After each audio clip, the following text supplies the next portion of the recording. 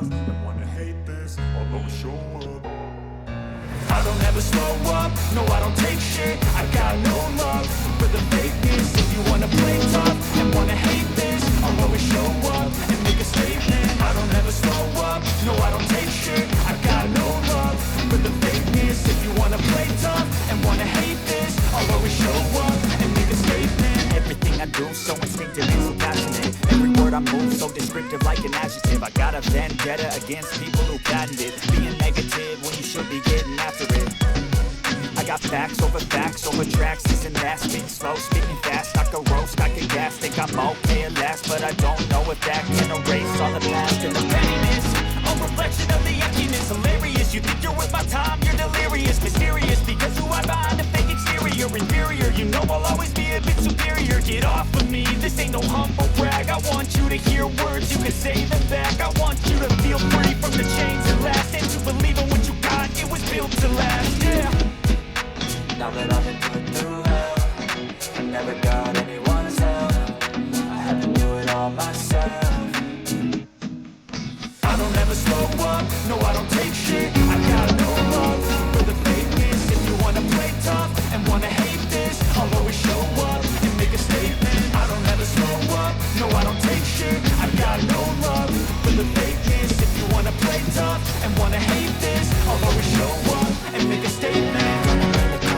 Of being incompetent. Mental health is confidence, dreams and some honestness. I'm not here to save the day, that's for you to take away. I could play a million mind games, but instead I say something not illogical, something that is topical. Rub it on and watch it go, make yourself unstoppable. Dreams are irresponsible, but they're always possible. If you just believe, you could be so remarkable. Thoughts in my head, a collage and they spread. I'll be great one day, going off.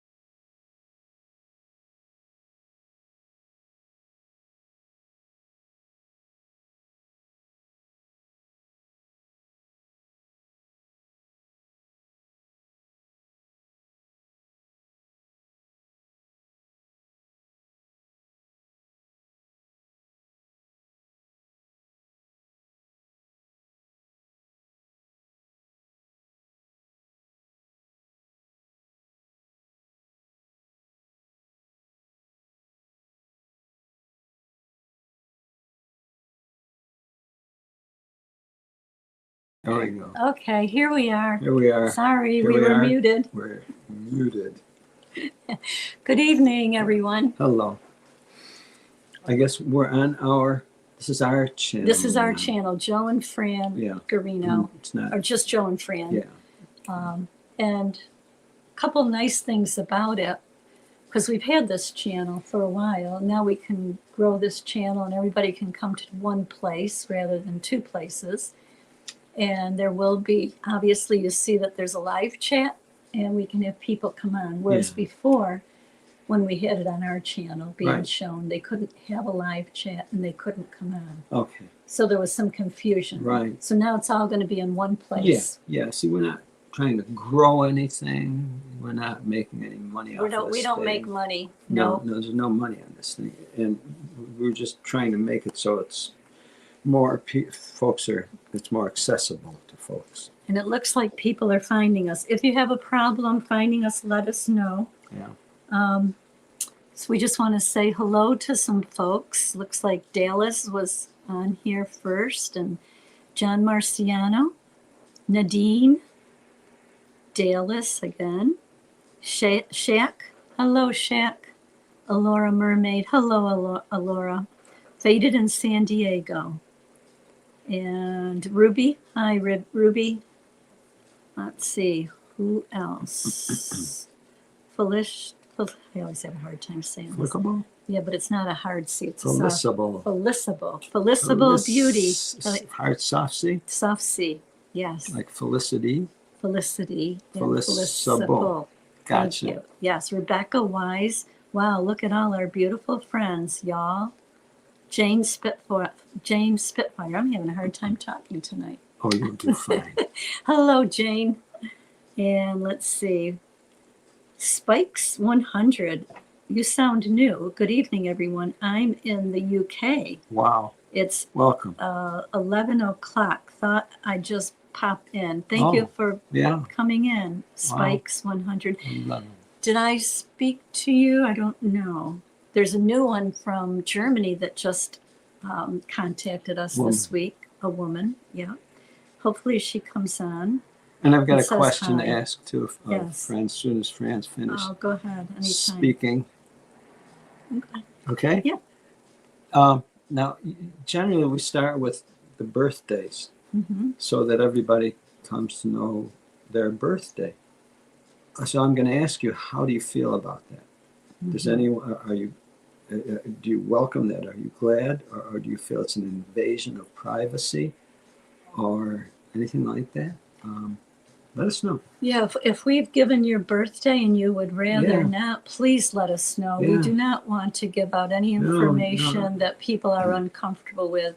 And it did happen and we apologize. So bear with us. You know, we're trying to do this. But just indicate in the chat, you know, yes. one way or the other. Birthdays are fine with me. Jane Spitfire. Okay. Well, And if for some reason, for them, it's not, let us know. Just let us know. yes. Thank you. Felicitable Beauty said, after Felicity, the 10-year-old who inspired to make our first bath bomb. Wow. So that's nice. Wonderful. That's nice, yes. Beverly, we want to say hello to Beverly. And it was her husband Sam's birthday yesterday. We're going to mention it in the birthdays. Spikes 100 said, I enjoyed your interview, Joe Fran. Well, thank you. And, you know, it's helping people to come together. That's why we do these all it interviews. is. It's not about us. We don't want the Nope. adoration or anything Don't like need it. that. Don't need it. We got other things. Yes. Dinah lost again. Hi, y'all. So, Jim Acker, just send cash. Right. I'll slip it under the door. How about that? Do I have something in my teeth? No, not that I noticed. Okay. Just don't smile. Okay, we just finished eating. All right. Dallas, yes. Dallas Joan Fran, here's birthday. Dallas, your birthday is 1/18 and you were born 1987. Well, Thank you for sharing okay. that. Right. Yeah. Yeah, now, So- you have to understand, and everybody probably knows this, any information on any of us here is accessible by everyone here anytime you want it, just about. That means your address, your phone number, your, I don't know, whatever else.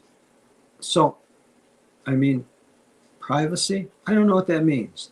I'm not sure what that means. Protecting our privacy, I'm not sure what that means either. But if it's something you want to just share with us your feelings on it, let us know. But I don't want to be one of the ones that violates your privacy. That's not what we're here for. No. We're not here for that. Sky Graham, hello everyone. Hi, Sky.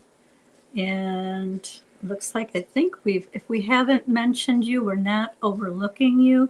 Please let us know. We try to catch everyone, and we know that others come on the program a little bit later. But let me see. We're going to try out a song when Shauna's Yeah, ready. we couldn't do that on the other because Shauna and Vern's channel are set up differently. They try to monetize because they're trying to make a living with that. But we're not doing that, so I think we can do it. Yeah. So this is a test to find out if we really can. So I sent Shauna a song. When you are able to play it, we're going to just test it. Yeah. If we get cut off, just hang in there. Yeah. We'll come back Don't go on. anywhere. They'll come back We on. want to test it, but it is a song. Can I say the Yeah, singer? yeah. By Judy Collins. Maybe I'm This goes sure. way back. Yeah, Judy Collins and The lyrics are there too. So read them if you don't want to Shauna's just hear coming it. in. Yeah, just give me a few minutes here because I Okay, got no poor rush. reception. Take your Okay, time. I'll let you know Whenever- when it's queued up. Yeah, Whenever no you rush. choose it, do it. Maybe we Whenever. can, while we're waiting, we can maybe talk a little bit about the meetup we just had. Oh, yeah. We're going to show some pictures in a little while, but we ended up having 35 people show up, including us.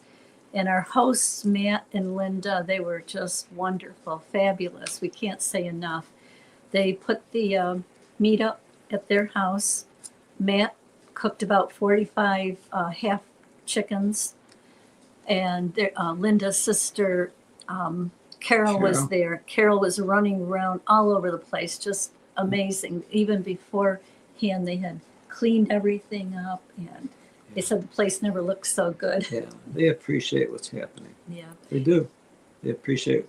They understand that with the people that are coming out and the difficulty, and their hearts are there for support. Yeah. And it's people in the world, Yes. the beautiful world Yeah. that you and I and you and we all live in, filled with people like that. That's the world. The reason why we had it May 18th, it's because San Diego, Faded in San Diego was going to be in the area. So he came on Saturday. We had San Diego, we had Dinah Lost, Fallen Ashes, and Dan from Rhode Island. They all came on Saturday, so we went to the music festival. It kind of rained a little bit, but we were there for a couple hours. Oh, excuse us for a second. Tom, our neighbor, wants to know if the parts came in. So I said, just a minute. They didn't. I Not don't know. yet. Okay. I don't think so. Okay. We do things for our neighbors too. Anyway, And they do things for us. and they help us immensely, yeah. So we went to the music festival and we wore our ExJW pin. I don't have one right here. Joe and I had our ExJW pin on, and there's a bunch of people milling around. So this woman comes up to me and she said, "May I ask you what that means?" And I said, "Yes." I said, "We used to be Jehovah's Witnesses." And her eyes just opened up. And she said that her sister is a Jehovah's Witness. Her husband and their children, they're all Jehovah's Witnesses. And they, oh, good. Okay, good. So we talked with her for a while. She's from Long Island, and she didn't give us her sister's name, which is fine because we don't need to know. But we must have talked for about an hour. Her husband is Jewish, and she's Catholic. She knows what it means to, be in a divided household. But her and her husband, they've been high school sweethearts forever, and they, they've been together since high school.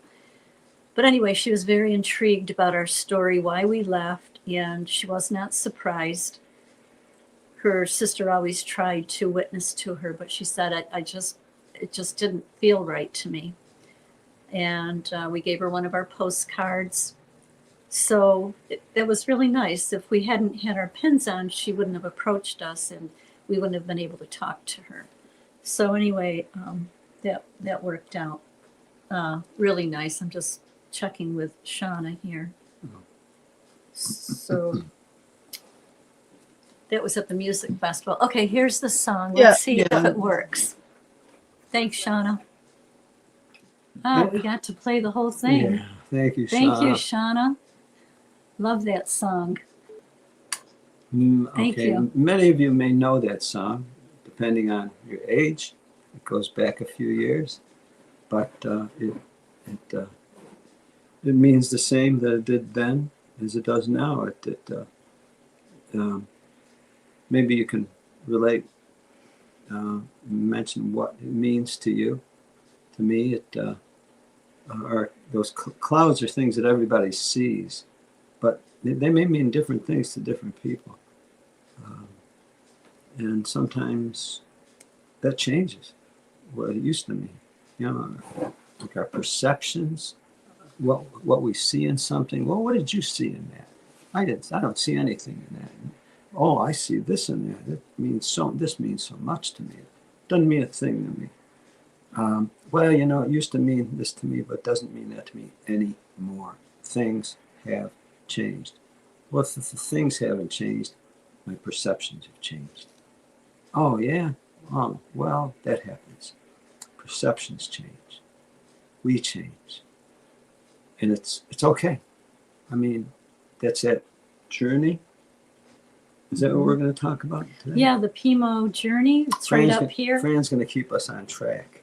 Our PIMO journey, and then even trust. Our trust journey. That's a journey. Talking about trust. That's a journey. Yeah. Yeah. And so it's to be expected that that you're going to view things differently tomorrow than you did yesterday, and than you do today. You're going to, and that may put you in a position where you don't see eye to eye anymore with the people that you're used to. Okay, and maybe the same with them. They're not going to see eye to eye with you the way you did with them, and it's going to have some effect. Well, how important is that? How important is seeing eye to eye? Should that make or break? I don't see eye to eye with you. We don't always. No, we don't always see eye to eye. No, it's. Is that okay?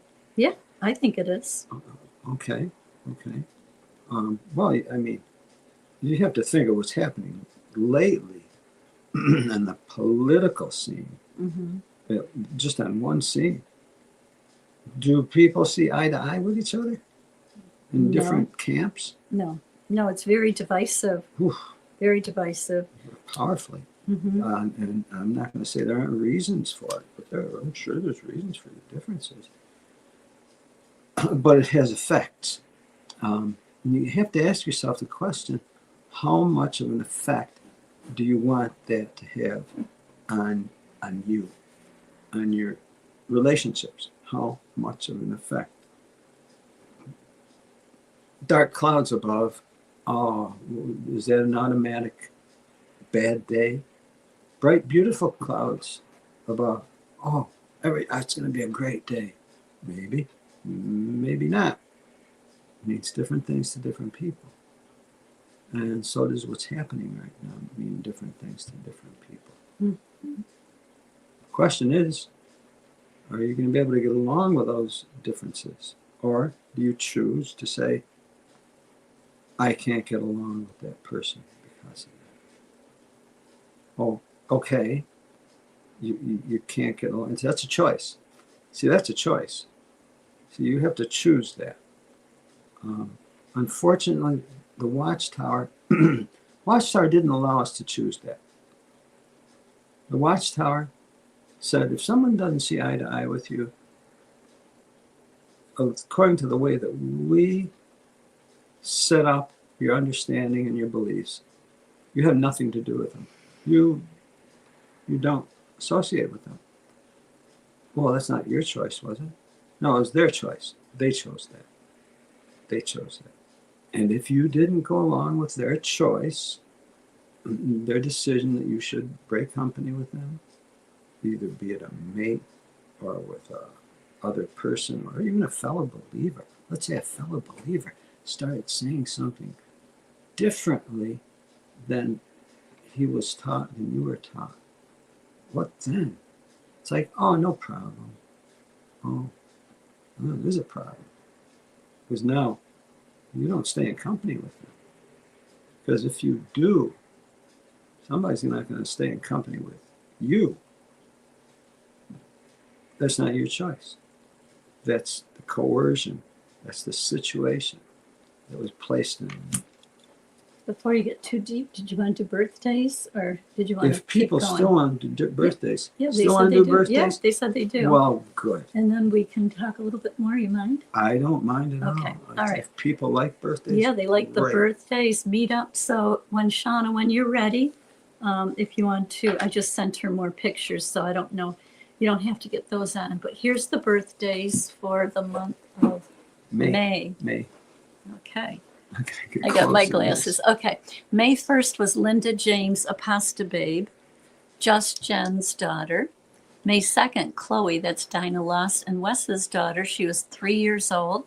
May 3rd, Ruby Quinn. She was born in 1996. And Vicky Diaz, 1993. May 4th, King Tony, 1993. And Ismael, 1974. Yeah, you don't have to give us your dates, but these are ones that have given their Yeah. dates. May 6th is ST Copilot. May 7th, Julie, Justin's fiance.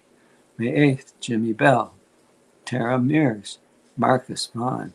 Oops. Just keep May popping. 10th, Owen Havens and Rosie, first birthday out of the board. Congratulations. That's an achievement. May 13th, Ken Mayo. Hi, Ken. Kelly Scott. May 14th, Deborah Wentworth. May 16th, Sarah Kay and Heather. May 19th, Gary Sloan. May 20th, Sam and Calvin Plassam. May 21st, Asha and Kathy D. That's today, May 21st. 21st. Mm-hmm. Happy birthdays. May 22nd, Yvonne. And May 23rd, Mandy May. May 24th, Jaron B. 29th, Pete Yuck. And May 31st, Marcia Morris. Morris, I think that's what we say. Happy birthday. Oh, happy birthday. And we have a birthday song.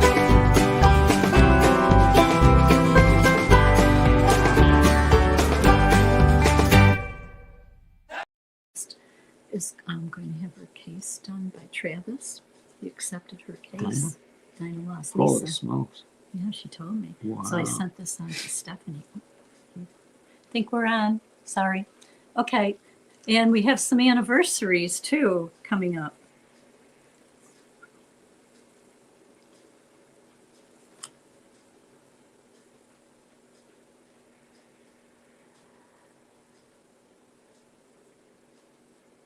Anniversaries this month, May 4th, beginning May 4th, Tony and Robin Pidio, 51 years. Congratulations. Yes. And there's more, I think, but I don't see them. They'll come up.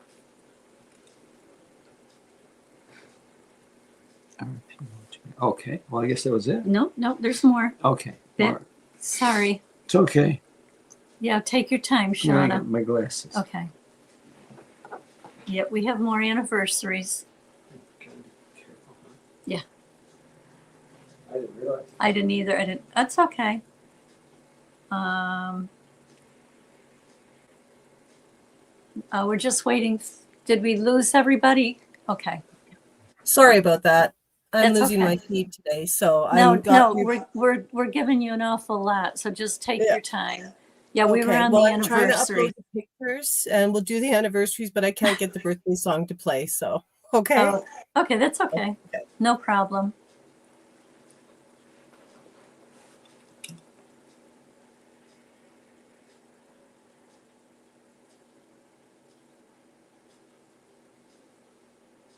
Okay, May 10th, Kev and Marissa, 22 years.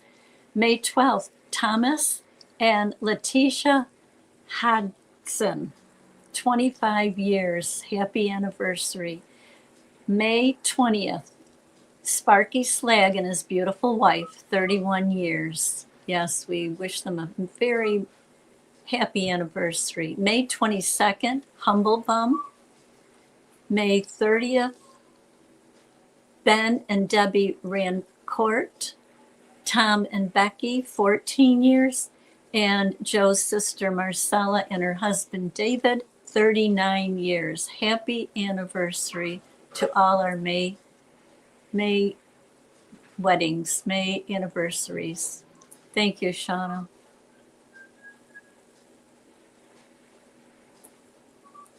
If we missed any anniversaries, please let us know. Lisa Pinson is here. Hi, Lisa. Lisa's from the, I always forget, Lisa, forgive me. You're from New Zealand? Okay.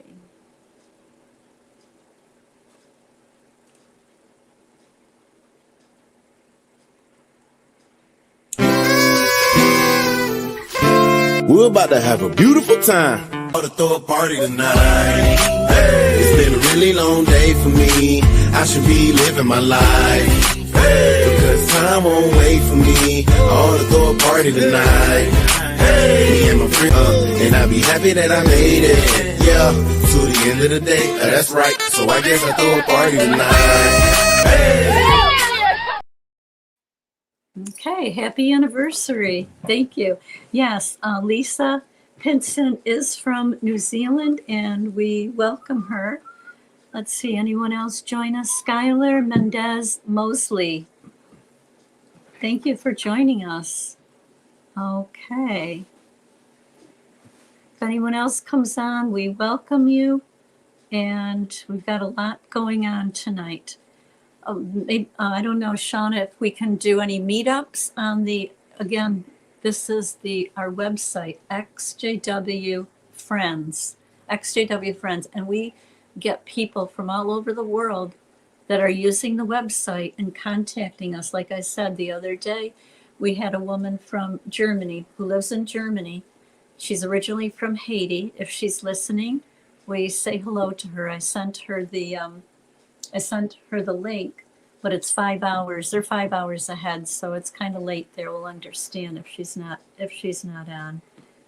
But we were just going to show the meetups for the rest of the month, and maybe a couple of ones coming up. Upcoming events. Okay, so May 22nd, a special group discussion virtual. So that's tomorrow night. That will be virtual. So you can tap on that and get the details. Then coming up in June, there's going to be an online meetup. August 1st through August 3rd, still alive in 2025. That's Rick Fearon's ExJW Gigantic Meetup. It's going to be in Tewksbury, Massachusetts, and there's going to be a lot of people there. So we hope to see you. September 26th, there's going to be a 2-day meetup in Las Vegas, September 26th and September 27th. So if you go to that, that will show you the details there. And then October 2nd through October 7th, there's going to be a 5-day cruise, Carnival Frenzy. Wow. So if anybody's interested in going on a cruise with ExJWs, The Real Love is putting that on. Wow. Doreen. Also, we had a request if there is anyone in the Fort Myers, Cape Coral area. There's someone that's interested in meeting up. And we know that there are a few people from Florida. So meetups are really a lot of fun and very healing. Like I said, we just had ours this past weekend and there were 35 people. I don't know if you have those pictures, Shauna. I don't mean to be throwing you all these things, but if you're able, we'll show some of the pictures from the meetup.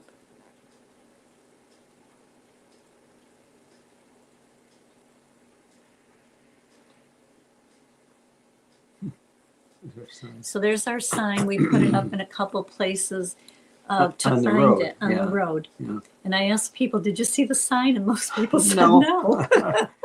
Well, someone probably saw the sign. Yes. Even if it wasn't. Even if they were witnesses going home after the meeting. That's what I was hoping. That's right. That's right. And we may find out someday. Yes. Yes, we may. But anyway, that was our sign. And these are a couple of our friends. One just had a graduation, so she wanted to celebrate it with us because she didn't have any other family. Her immediate family was there, and she wanted to extend it to us. And shared it with us. I thought that was so nice. Very proud, and rightly so, for doing that, for achieving something that, the society may not encourage. Yes. So we applaud her for that. Yes. And this was the setup. Kind of small, but it's Joe standing there. They had it in their garage, and we had balloons and decorations. It was very festive. The weather wasn't good outside, so most of us stayed in the garage, and it was very warm. Great. No, it was a great space. It was a very nice space. Very clean, very well organized. Yeah. There's a group. We had more, but these were the folks that didn't mind their picture being taken, and you'll probably recognize some of them. But Mr. and Mrs. Bob were there, and Faded in San Diego, and Dan from Rhode Island, and some of our Spanish friends. Friends from Rochester came. There's Dinah Lost on the left side. She came all the way from Pennsylvania. We had Pennsylvania there, Rhode Island, Massachusetts, and of course, San Diego, California. Yeah. Yeah. Yeah, people made a special effort to come. There's a reason. There's a reason for it. And there's our graduate again, and one of the friends, and then Fallen Ashes. She was so happy to be there and very encouraged. And just some of the pictures. The food was delicious. Oh my goodness, everybody was raving about the food. Matt did his chicken barbecue. Big outdoor chicken barbecue. Yes, Yeah, I think we have a fabulous. picture of it. Yeah, there's the outdoors. Mhm. I know I just sent these to Shauna. She's fabulous. And someone brought a cake and it said, Happy 120th anniversary. And then it says, I'm reading it sideways. Oh, yes. I don't. It's all, yeah, it's around the corner. Just around the corner.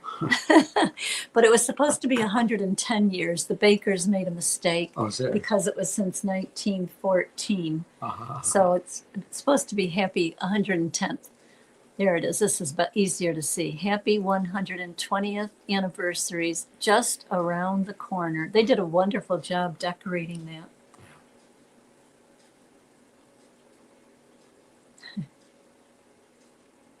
And Joe gave a little speech at the end, why we're all gathered. And it brought tears to people's eyes because, you know, there are people here that we all shared the same trauma. Family. Yeah. It's really, it's family that they can't find with their biological family.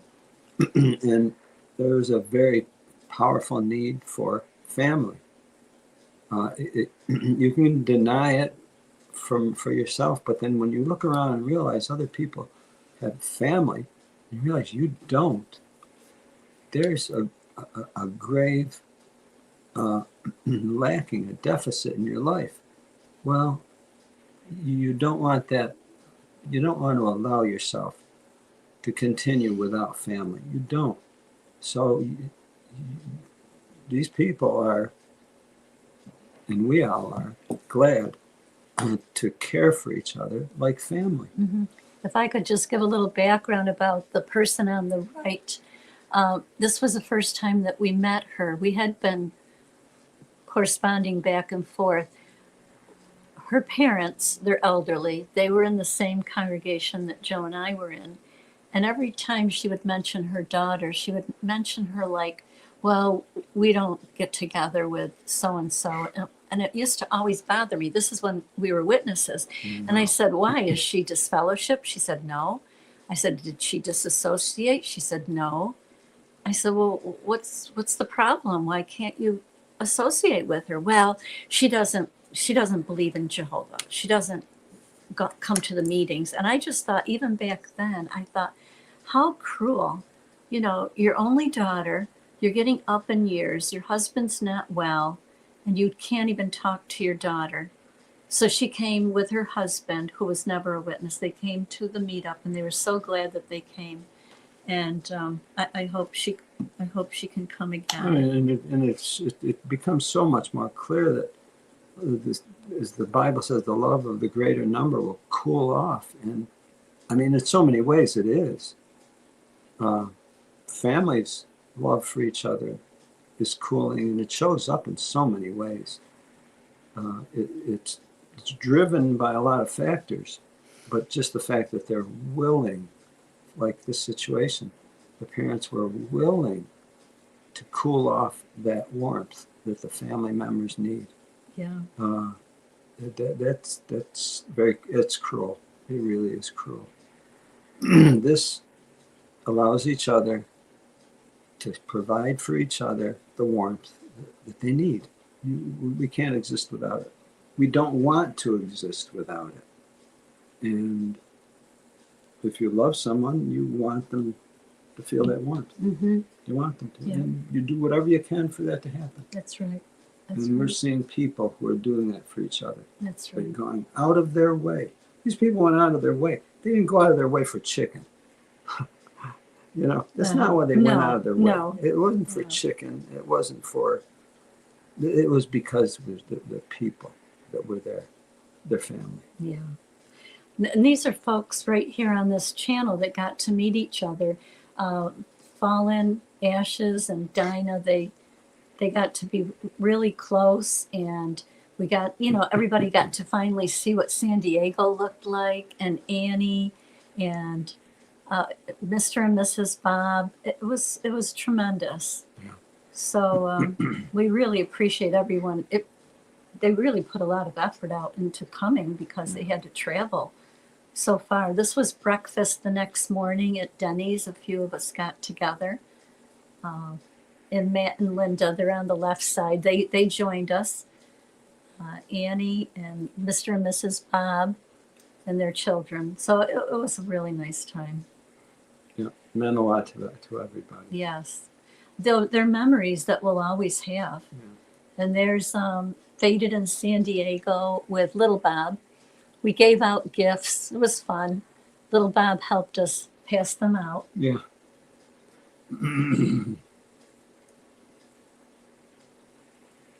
And Joe's sister is standing up, and her boyfriend Jim is next to her. There's Lisa on the left. Lisa goes way back with us. We were all witnesses together. Joe's sister was never a witness, but it was nice to get everybody together. Yeah.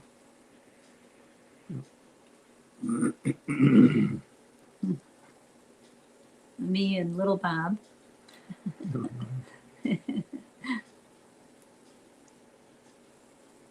So That's all I have queued up right now. I'll work that's on a the rest lot. right now. Yeah. okay, I'll thank work- you so much. Thank I'll let you. you know when the rest are. Okay, no problem. Thank you, Sean. Thank you very much. Okay, so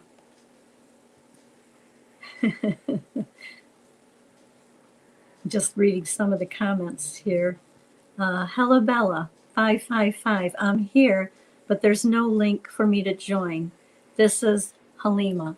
Halima, all you have to do is go to the Very top top of the chat. Whoops. Nothing there. Wait a minute. Shauna will put it in a little while. Thank you for joining us. But Halima, am I saying it right? It's not Helena, it's Halima. Yeah, Halima is one of our therapists that is on our therapist. Sorry, Sean, if you could do one more thing. I'm sorry to give all these orders. What's the? If you could go back to the website and go to the second page where we have our therapist and our life coaches, because Halima's on there and some of the ones. There's no rush, but on the ExJWFriends, on the second page, we're compiling a list of therapists. Thank you so much.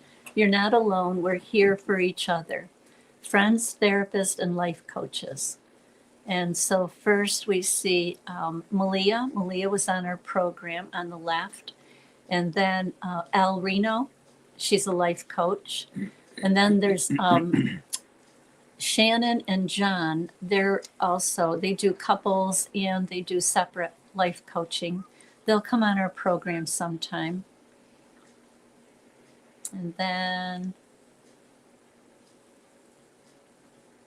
there's Dr. Ryan Lee. He was a witness and he's now a therapist. Reverend David Stambo. Better put my glasses on. David is in the Discord under D Fiscal. And he is the one who puts all of this website together, and we really appreciate him putting this. It's in the process. We're doing more and more. There's Jamie Bond. Jamie's a social worker. He was at the meetup, and he's in Rochester, New York. All these people were witnesses, okay? And now they are no longer witnesses. So they have their credentials. If you tap on their picture, and then I think you have the one I just mentioned, Halima. Okay, here we go. Gary Alt is a life coach.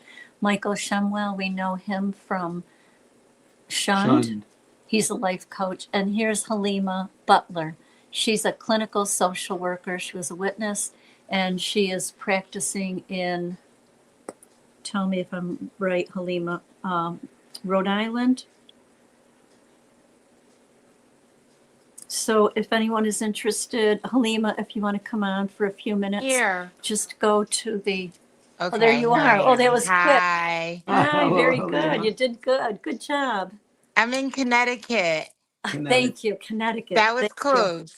Thank you. I know it was one of the states in the Northeast. Yeah, so thank you for coming on. Oh, thank you for having me. Yeah, you just want to give just a little blurb about yourself. Okay.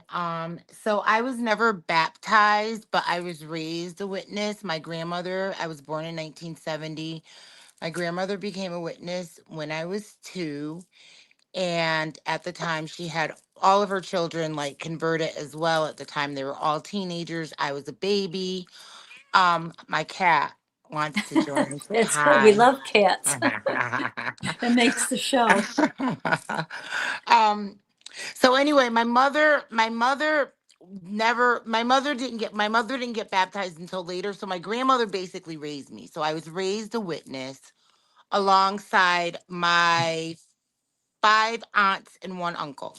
Wow. And again, my grandmother had everybody converted. So I was like kind of like indoctrinated as a baby and would walk around asking people if they loved Jehovah. I wouldn't call deviled eggs deviled eggs. They were called Jehovah eggs. Oh my goodness. Yeah. I never heard that one.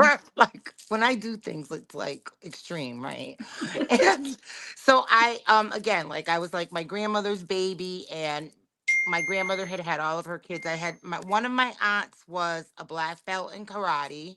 First of all, 2 of my aunts had scholarships to Catholic high schools, and you have to remember this is like the early 70s, okay?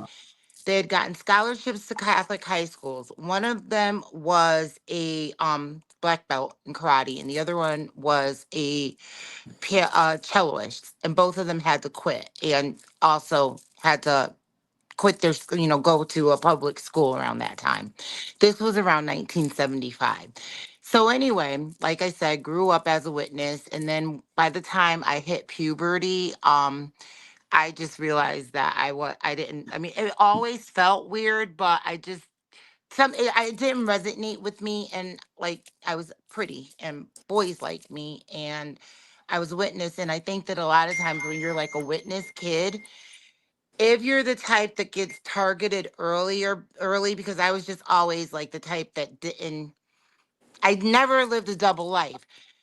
Um, you're more susceptible to kind of disconnecting from it earlier than other people because you've already been ostracized. And you also feel like if your parents, my mother ended up getting, I'm sorry, my mother ended up getting baptized when I was 10, and now she's balls to the wall. So anyway, you almost feel like you're doing life in prison.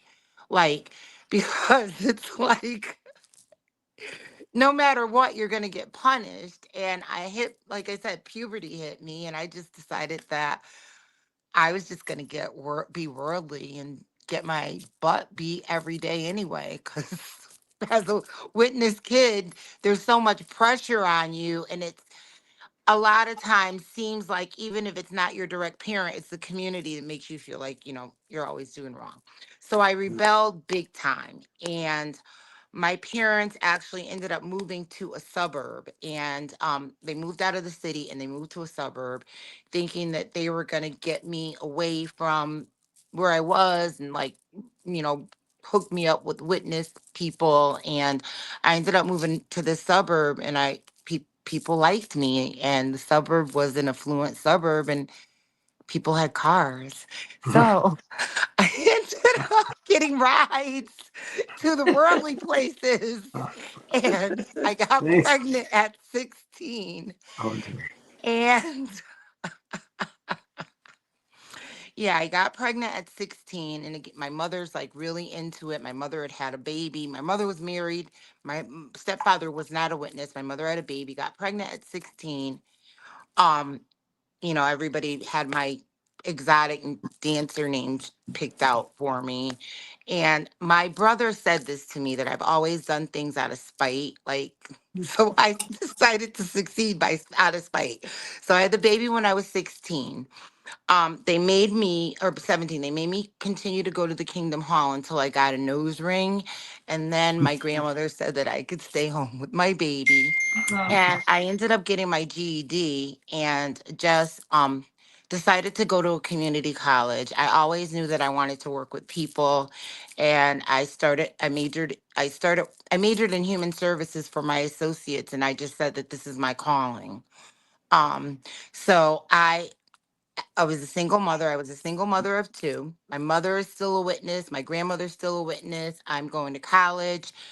When I am around 26, my mother is divorcing her husband. And her husband, who is not a witness, n- never goes to the Kingdom Hall, went to the elders on her. Oh, And my this. mother got disfellowship. Oh my Wow. goodness. My mother was my mother was the oldest child, and my grandmother actually, like, my mother took care of my grandmother, like, financially and everything. And they just like were really enmeshed, like had a really close relationship. And from that point on, my grandmother, like, she was dead unless my grandmother really needed something. And my mother turned to alcoholism. Oh, Meanwhile, her youngest Wow. sister, who was baptized, wrote the letter and disassociated herself. And again, my grandmother like disowned her child. Um, so what ended up happening is, I continue going to school, and I realized that I want to become a therapist, and I want to practice. I want to have my own private practice because, of course, like, I don't belong to any organizations, like, ever, right? Um, so my mother gets blah, blah, blah. Okay, I become a therapist. My mother, what ends up happening to my mother and my aunts are they end up become, like I said, they become alcoholics. In 2012, my mother was drunk and she was like functioning, worked, retired at the time, was drunk, and she had a seafood allergy. Wow. And she mistakenly ate something that had seafood in it and went into anaphylactic shock and went from being this vibrant woman. Like, she ended up doing better after she was, disfellowship. Like, we celebrated holidays and all of that, but she was never the same. And she went from being this vibrant, like, hippie. My mom was at Woodstock to a Wow. vegetable in a nursing home. oh, Okay, Oh, that's terrible. so she There. vegetable in a nursing home. Okay, and that's when all the witnesses want to come from Christmas past because they can.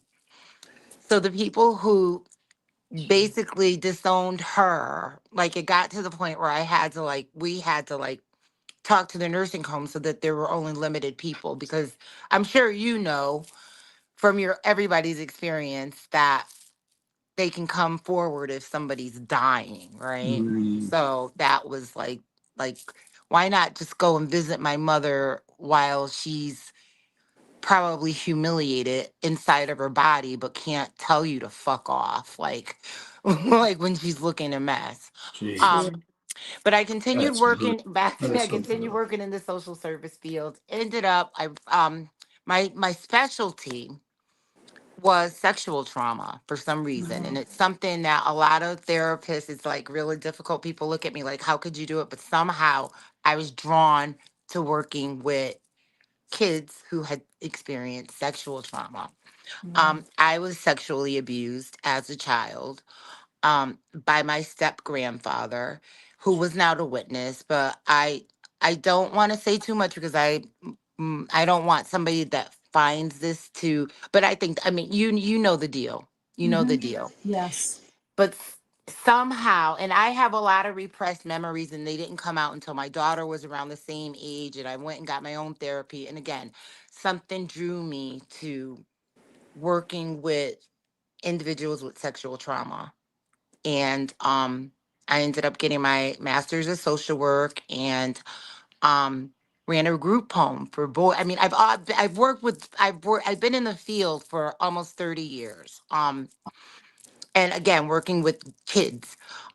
But ran a group home for 7 years for boys who were in state custody, who had experienced some type of sexual trauma and had labels and all of that. And like that became my jam. And I'm thinking about, my story and everything that I went through. I ended up I left the group home, and I opened up a private practice. And I've been in private practice for almost 11 years. And for some reason, I told you guys, but you guys have been so indoctrinated you didn't know what gaydar was. Right? Remember I told you guys Yes. I Yes. okay, so for some reason I open up this private practice, and I start attracting these people that are coming to me, and they're like, listen, you're never okay. I want to talk to you about this religion that I'm leaving. And it's Jehovah's Witness. And Yeah. Sure. because I have an uncles, I have people that dropped out of high school in 1975. Like I was there, like I'm there. It I was somehow attracting people who were leaving. And it's awesome to be able to be a therapist who probably has run through the gamut, like everything that you can think of when it comes to the religion. I have a huge, like a lot of my family's in it, extended family, like, um, and just transforming everything that I went through and experienced into. My mother ended up dying too. Mother ended up dying in 2016. But transmuting it into something powerful, and being able to help other people, because if you're not in it, man, whew, you just don't know how the impact. So true. So true. I was just going to So ask you, true. Halima, for your practice, do you just do Connecticut, or can I you do do. So video conferences?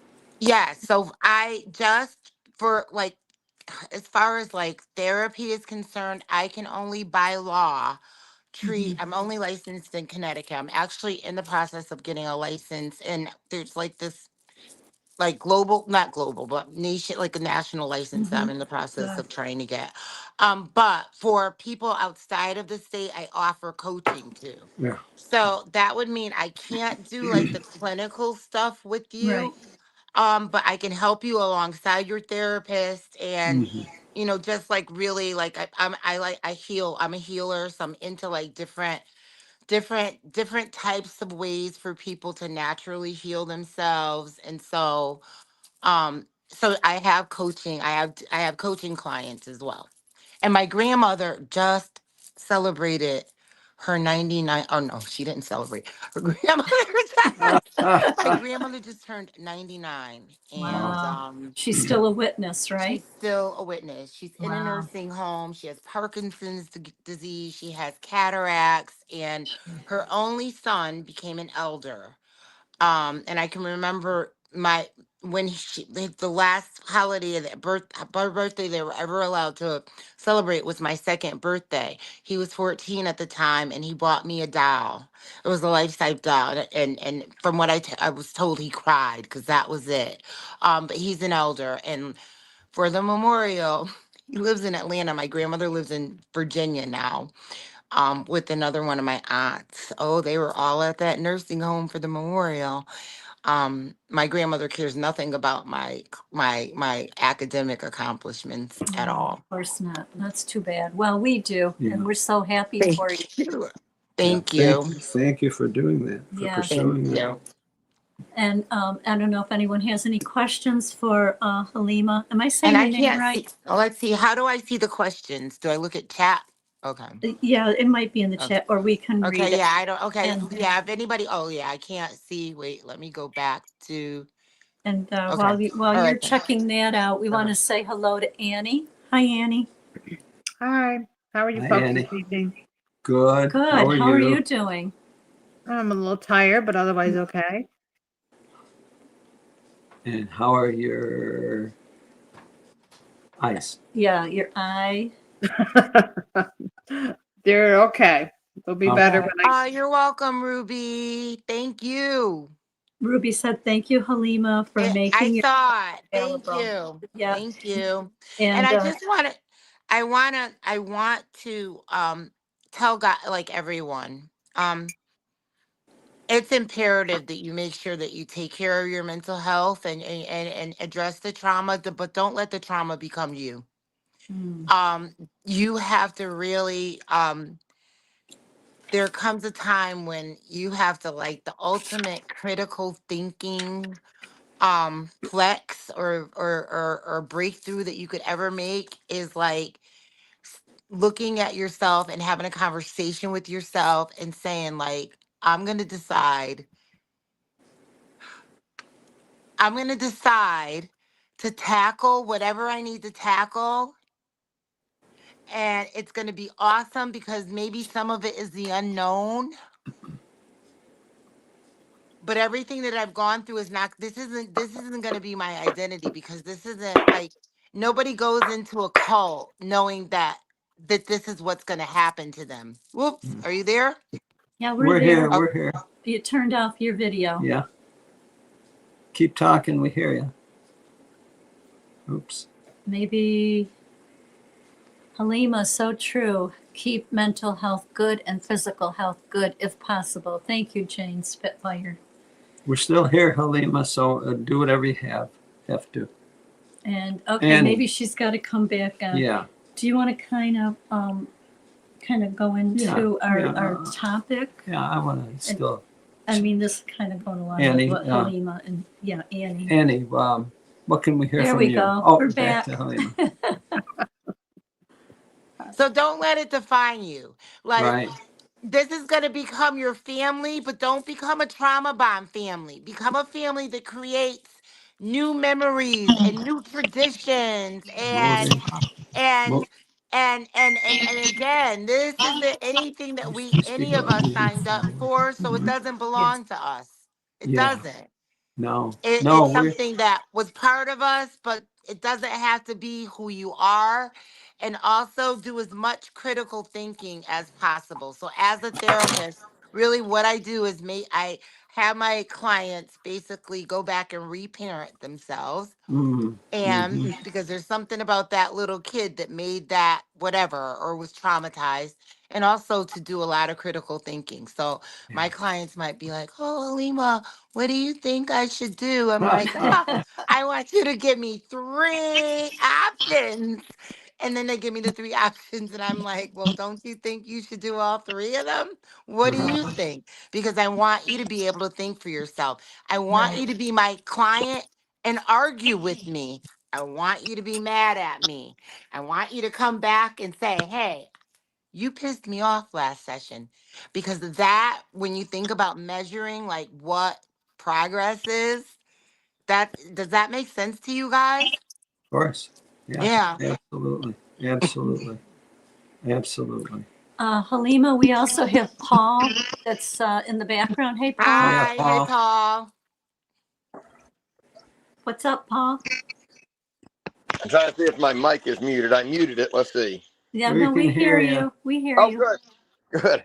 I'm doing good. How are you guys? We're Good. doing good. Good. Hey, I like how you said that when a client asks you what they should do, that Oh yeah, Oops. if you're Lost just you getting again. out of the truth, right? it'll take you 5 sessions to think about the 3 things. I'm like, come on. No, it takes time though, because you're like, what? You're giving me three Frustrating. three scenarios to make up my. Wait, I'm sorry, I didn't mean to cut you off. Great. No, good. It's No. frustrating dealing with family that still witnesses that won't use critical thinking. I think I probably told you, Fran, that my mom and dad both got diagnosed with cancer in the same week, about 2.5 months ago now. And the mom's not doing good. She's been in the hospital almost the whole 2.5 months. Wow. Wow. They keep calling the hospital liaison committee to ask. Oh, God. Gee. I'm so sorry, Paul. And they're out in California what still? Yeah, and the biggest issue is that since she won't take blood, they can't get her like red, white blood cell and hemoglobin numbers up so that she can go. Wow. And then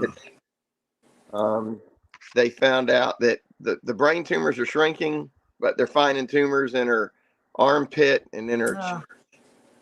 and Lymph nodes. that kind of backs up what the first. They're on their third doctor now, but what the first doctor said is, hey, you need to have blood so that we can give you the full dose of the chemo. He says you could have all the side effects if they give you half dose. That's what hospital liaison committee said, back the dosage down. He said you could have all the same side effects and not have the benefits of it. Mm. Wow. Wow. Now again, take methotrexate, which addresses the brain tumors, because she won't take blood and they can't get her red, white hemoglobin numbers up or the amount of methotrexate in her body down to let her go home. So they're not using critical thinking. They're just letting someone tell No, them. they're not. They're not going. They're not. They won't. They can't. They. I'm so sorry. No, thank you. They It's hard. can't. They can't though. Like it's and you're gonna get frustrated because it's like you Say want your them to like yeah, but no. They're. I mean they no. Yeah. How, That's, are your I, parents? Both of your parents are witnesses. yeah, both of them. In fact, Mm. Dad was a circuit overseer for 20 something years and a substitute district overseer. And they started serving where the need was greater back in 74. So they've moved all over. They've done everything by the book, done everything they were told to do. Stop. And, it kills me when, when I'll talk to, my girlfriend and I talk to them every day now. They shunned me for 3 years. And then, But they can talk to you now because your mom is sick. yeah, well, I told them they wanted to reestablish contact with me, when the faithfulness Greek slave said, "Oh, you can talk to disfellowship people." I'm not even disfellowship. My dad disfellowshipped me from the family, but Your dad is disfellowship? no, he disfellowshipped in the family. I'm Oh, not okay. disfellowshipped. I just faded. But he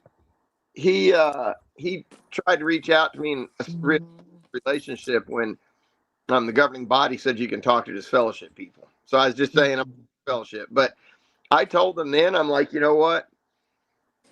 I had to get therapy to get over you sending me a text message saying, don't call us anymore. Don't talk to us. Don't send us text messages, unless you're dying or you're really sick.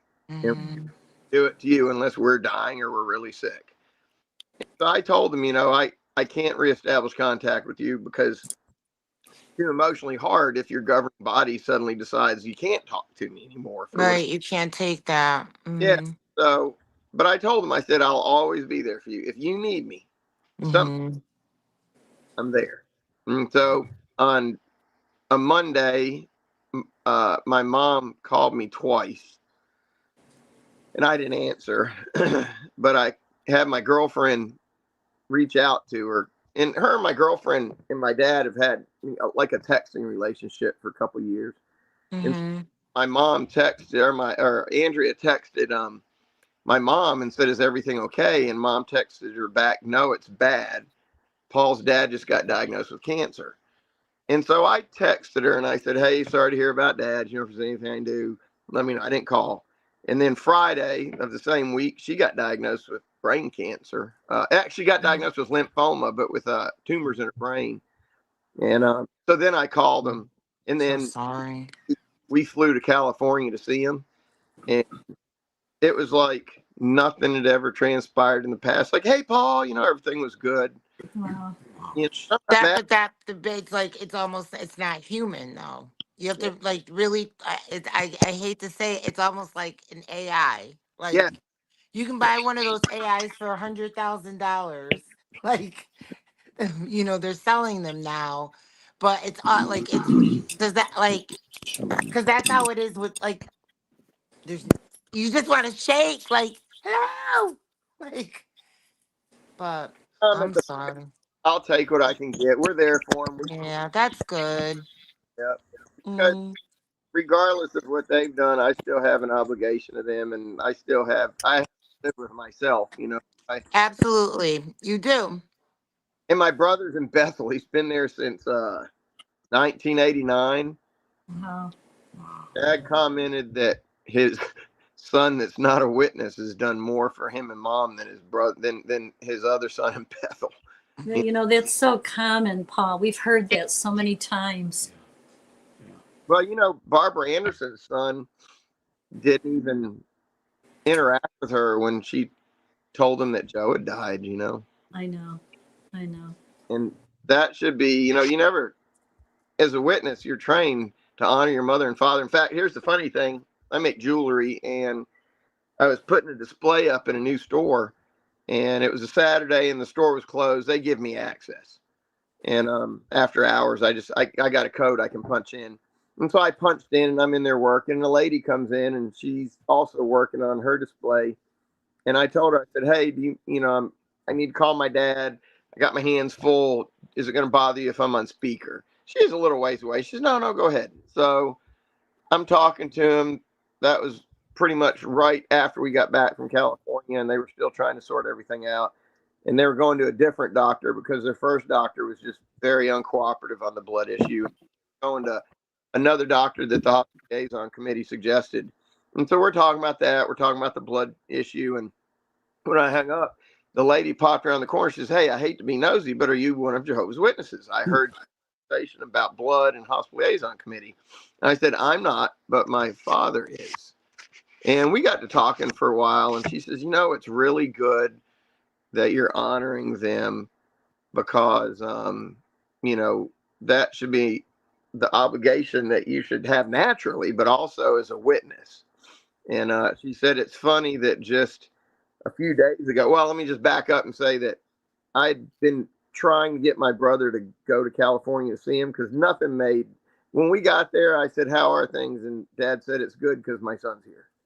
I'm trying to get my brother to go because we didn't know if mom would even live this long. And he wouldn't go. He had all these reasons not to go. And in reality, if his table head or his Kobe at his congregation knew that both his parents had cancer, they would reassign him to California to take care of him. But mom said that he had 22 speaking assignments this year, so it tied him up, God. But she was saying that her and her husband travel, not RBC anymore, whatever. They travel and do construction projects. And when they do those construction projects, usually in the morning, there'll be a big TV set up. I used to do them, so I know it's that way. They set up a big TV, and everyone gathers around, and they pipe in the morning worship from Bethel. And so she said just a few days before the morning worship in Bethel was about honoring your mother and father. So it's like my brother in Bethel sits there and sees all this and they won't do it. But anyway, I don't want to take up all the time. Good talking. How do you say your name? Halima is very good. You too. I have to get ready to run too, but I wanted to stop in Well, and thank say you so much, hi. Lima. Thank Thank you, you. Lima. Don't be a You're stranger. welcome. I Yeah. won't. Bye, Stay in touch. everybody. Okay, bye. Thank Love you. you. Thank you. Love you too. Bye-bye. Hey, and the other thing is you have to like find other parental figures. You have to find not to replace your parents, but They're like doing. you Trust me, have to, like your soul needs it. You Halima. They're need, doing it. They are huh? doing it. You need a dad to buy you a train for Christmas. Okay? Your soul needs that. So, and Thank you you. got, I'm sure you have a bunch of kids. Not to replace who you have, No. We but have, Halima. your We have. soul needs that Hey, energy, one right? more thing. One more Yeah. thing, Halima. I love Yes. your glasses. Thank you. Thank you. Bye, guys. Thank Hi. you. Love you. Love you too. Oh dear. Annie, you're quiet in the background. We're not ignoring you. If you wanted to say anything, please do. Well, you know me, I don't like to overtalk people. So No, but that's why we're giving you an opportunity. I liked what Halima said. Obviously, she made some very good points. And it's sad that once someone becomes devoted to the organization, that natural affection gradually dies off. Yeah, that's so true. They don't have that anymore. It really is dead because they're told they have to love Jehovah more than their family, more than anyone else. Yeah. So, since they're convinced if you're not going to meetings and so forth, you've left Jehovah, Hmm. there's nothing left for you. Yeah. They're void inside where you are concerned. Yeah. Well, thank you, Annie. San Diego's here too. Hello, how's everybody doing today? Good, San Diego. How are you? Doing fine. I got a few minutes. I got everything packed up, ready to go. So Wow. it was yeah. So I just want to say it was a pleasure meeting everybody that I saw up there. Annie was there. Of course, Dinah, Fallen Ashes, Dan. We call, of course, you and Joe. Of course, Joe and Fran. And I've already made contact with what's her name. Oh, geez. I had her name right on the tip of my tongue. She was, oh my goodness. Lisa? Was she there? I mean, she was at the meetup. Yeah, it was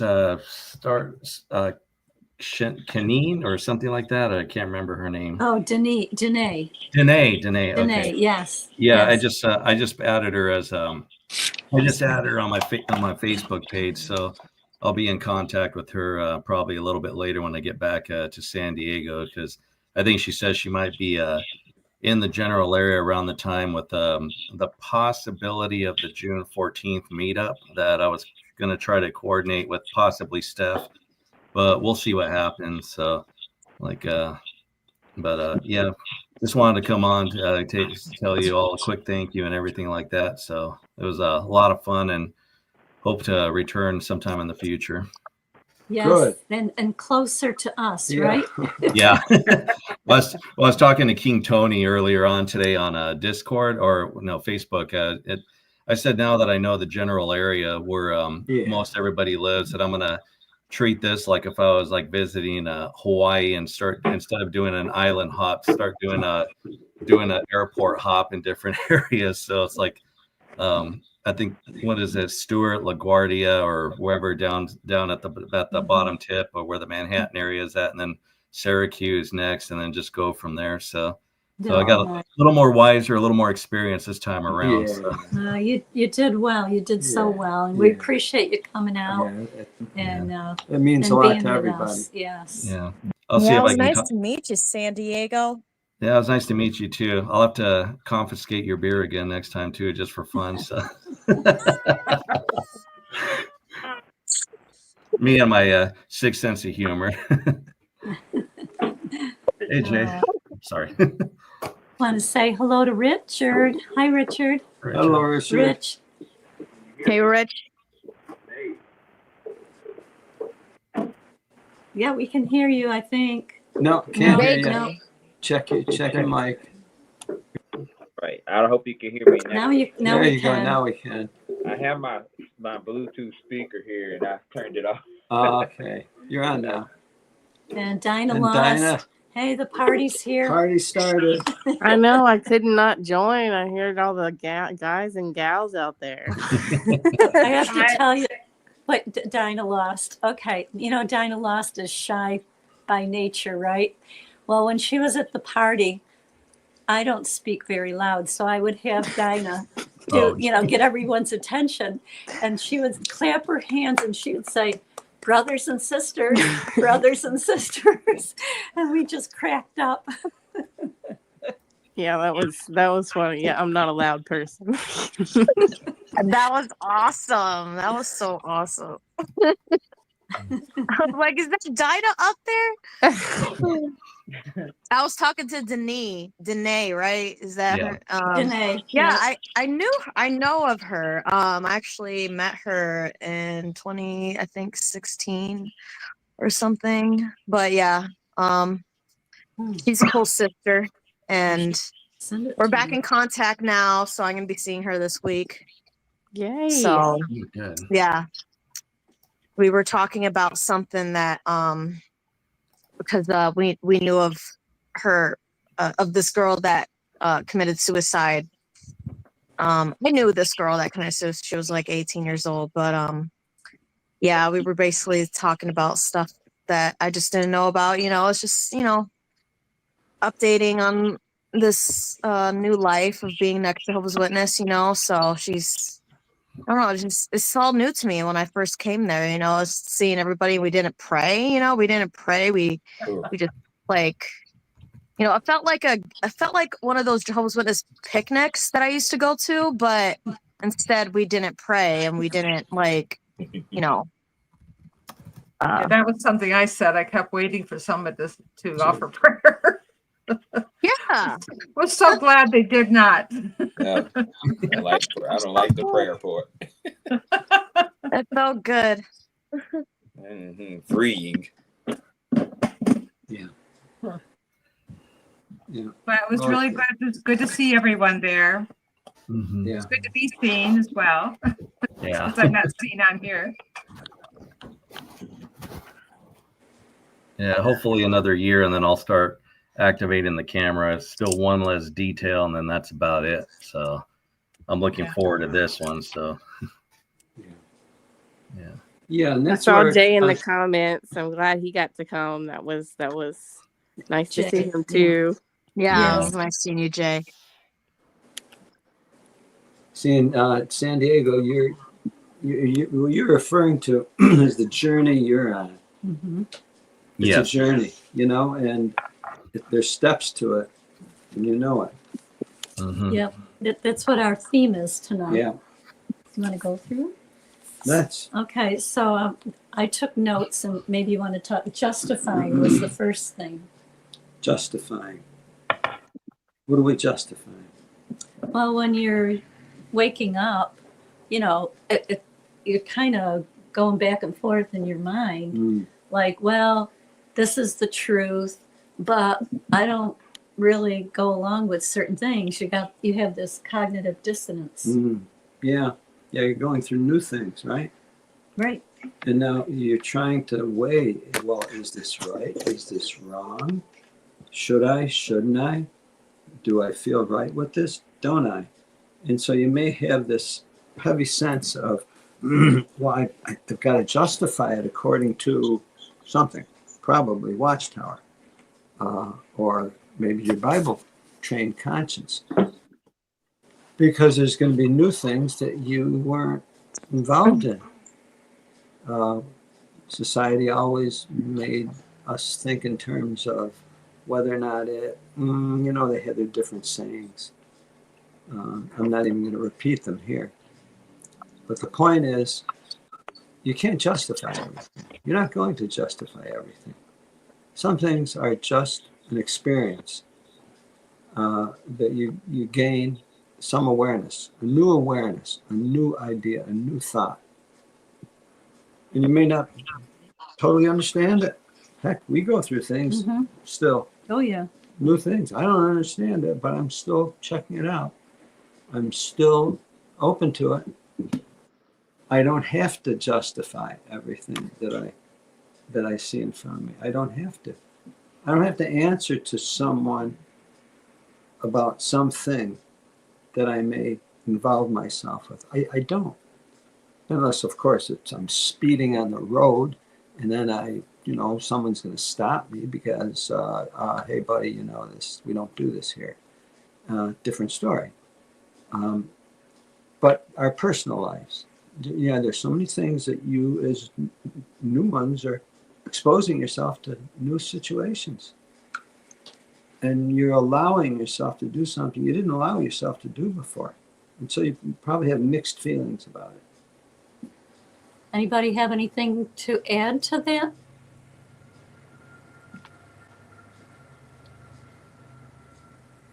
Do I need permission for it to do it? Should I ask permission? Do I give myself permission?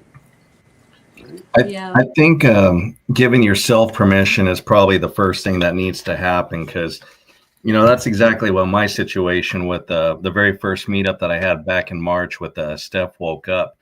And like anything else, I mean, the very first time, the very first footstep is going to be the hardest one. I mean, even up here, was I a little nervous? Sure. I was around a different crowd than the crowd that I was used to.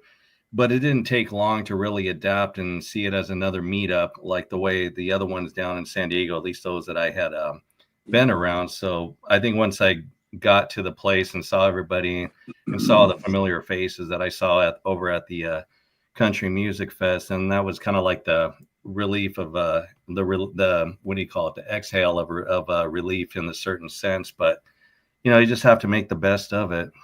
Yeah, the music festival did take off this thing a little bit. So I was like, oh, good. I'm going to have you guys as my friendly faces tomorrow. It was nice having a warm up because I was nervous too. It was like a warm up, like the music fest. We get to see each other. And then that's when the party happened the next day.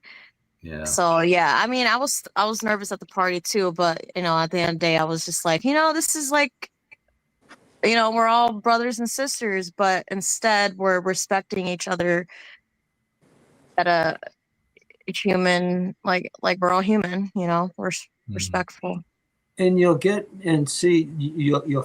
that that's what people are generally like, because they want acceptance and, and fulfillment, just like any of us do. They do. And they wonder too, will I be accepted, or will I not be accepted, or am I going to end up feeling alone around tons of people, or will I have a good time here? When you enter into that, and that's normal. It's normal life. And I'm going to reassure you that we find the most beautiful people when we open ourselves up to things like that. We do. It looks like Felicitable Beauty's on too. Yay. Did you want to say something? Yes, actually, I may get interrupted by one of the little ones, but I'm like, I'm gonna jump in quick. I really appreciated Joe saying that to go up with the process of how you feel when you start to figure things out, and when you're leaving, and all the different opportunities that come your way, and that in the past you didn't take, and now you have to figure out whether you're going to go with that new opportunity, or you're going to happily go through it. How much are you going to change in your life? Yeah. But for myself, it took a couple of years of just going through things. Like when I left, I kind of looked at other religions and what do they teach, and I was always excited to see other people, other writers really deep dive into the Bible, but it was fresh information. It wasn't repetitive. And then from there, sorry, my washing machine's on. And then it just I went from different points, and then I would hear one YouTuber and what they had to say about the Bible, and deep dive there, and the deep dive the whole thought process behind the concepts of Jehovah, and a lot of theories around his identity, and then it just gave me I started to feel comfortable celebrating the holidays, because I had done all that thinking behind the scenes. It took time, and now everything feels comfortable. I'm at the point where I don't feel uncomfortable at a birthday party, but it took time. Right. And I forget that. So I'm glad that Joe said that, because it's like, oh yeah, it was a process. And that's all is it a is there. process. Yeah. Yes. That was so nice to meet you, Felicable, right? Yeah, I'm sorry. Yeah, it's a tricky name. Tara. It's No, it's okay. Felicable. So it's because after Felicity, my little one, when we Oh, started you're the little, Tara, right? yeah, yes. Okay. Started a little business. Yeah. And like able, like capable. So like positivity. Felicity means happiness. So being happy with beauty products. So that's what the name like Felicable came from. It all like, like I was thinking of like the children at the time where they all kind of helped me make things and products. And then I kind of just kept going with it. So yeah, but it was fun to meet So nice everybody. to meet you. It's fun to meet you, Ash. It really was. I hope I can hear you and Diana sing. Like if you guys have a little video and you want to send it to me, I want to hear. It wasn't like that. You guys are so like creative with your words. I kind of roped her into it because, we probably should have prepared together. So I kind of sucked her into it and read faster than she was reading. But It was a rat. It was a rat. It was right. Queen. I was. Oh man, I just put you on. They didn't So hear in you. this process, we were talking about the second thing we came up with is denial. So, first you're justifying, then denial, like, oh man, this can't be, I believed this my whole life, I'm going to be in a paradise earth with the pandas. I'm going to see my dead loved ones. I'm going to be, I'm no more sickness, no more death, no more pain. So now you got to go, now your mind is like playing these tricks on you. It's like you're in denial. So anybody have any thoughts on that, on denial? Yeah, that's where cognitive dissonance kicks in, of course, and causes that denial. But it's important to give yourself permission, if you want to use that term, to do that deep dive. I did it. And I don't recall, by 2 years, I was pretty much through the process. And I knew where I stood and how I felt about this past truth that I had been taught. But yeah, I did. I give yourself permission to listen to ex-witnesses and read books of people who've been in and left. And I thought I really wanted to read Ray Fran's Crisis of Conscience. I thought, what better person? Someone who was at the top and saw the reality of it. And I wanted to know what he saw. I wanted to know what he knew. And I feel the same when ex-elders come on, or someone who was a circuit overseer, because they have insight and access to knowledge of how the org works that we didn't have. So you go to the source. Go to the whistleblowers. Don't be afraid to listen to the whistleblowers. Yeah. Whistleblowers. Yeah, those who are telling the truth about the truth. Yeah, we were whistleblowers when we first came out, because we went to the elders and told them that what is this about child sexual abuse? We didn't tell them we watched the Australian Royal Commission. We said our brother-in-law who told us about it. What is this? Yeah, we lied. But they lie, we lie. And we just wanted to see the reaction. And they said, oh no, never happened here. You can't believe what you see on the internet. We go, well, this was not put out by apostates. It was put out by a government. They're the ones that did this research. No, anything we said, no, you can't Well, believe and the biggest thing is that we wouldn't accept their answers and their solutions. They said, well, we're taking care of it. And I told them, I don't think you are. No, they weren't. They didn't like that. No. And I didn't like it either.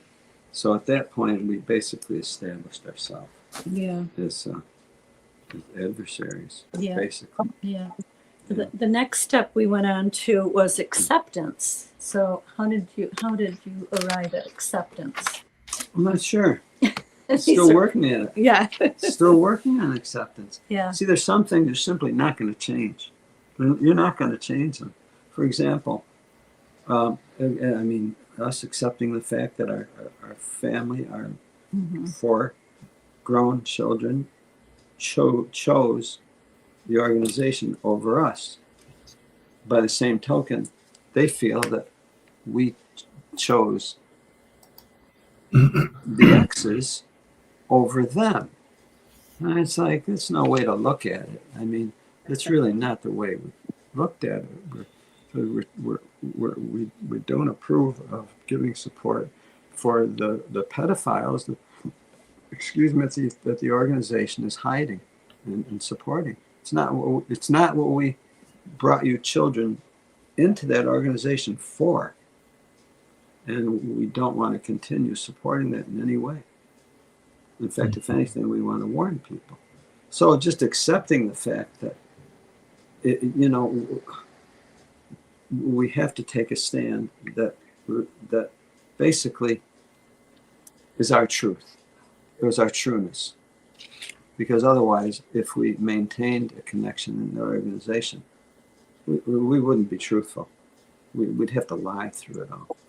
Mm-hmm. And to me, that's where we realized that's the only trueness there is. Our personal trueness mm-hmm.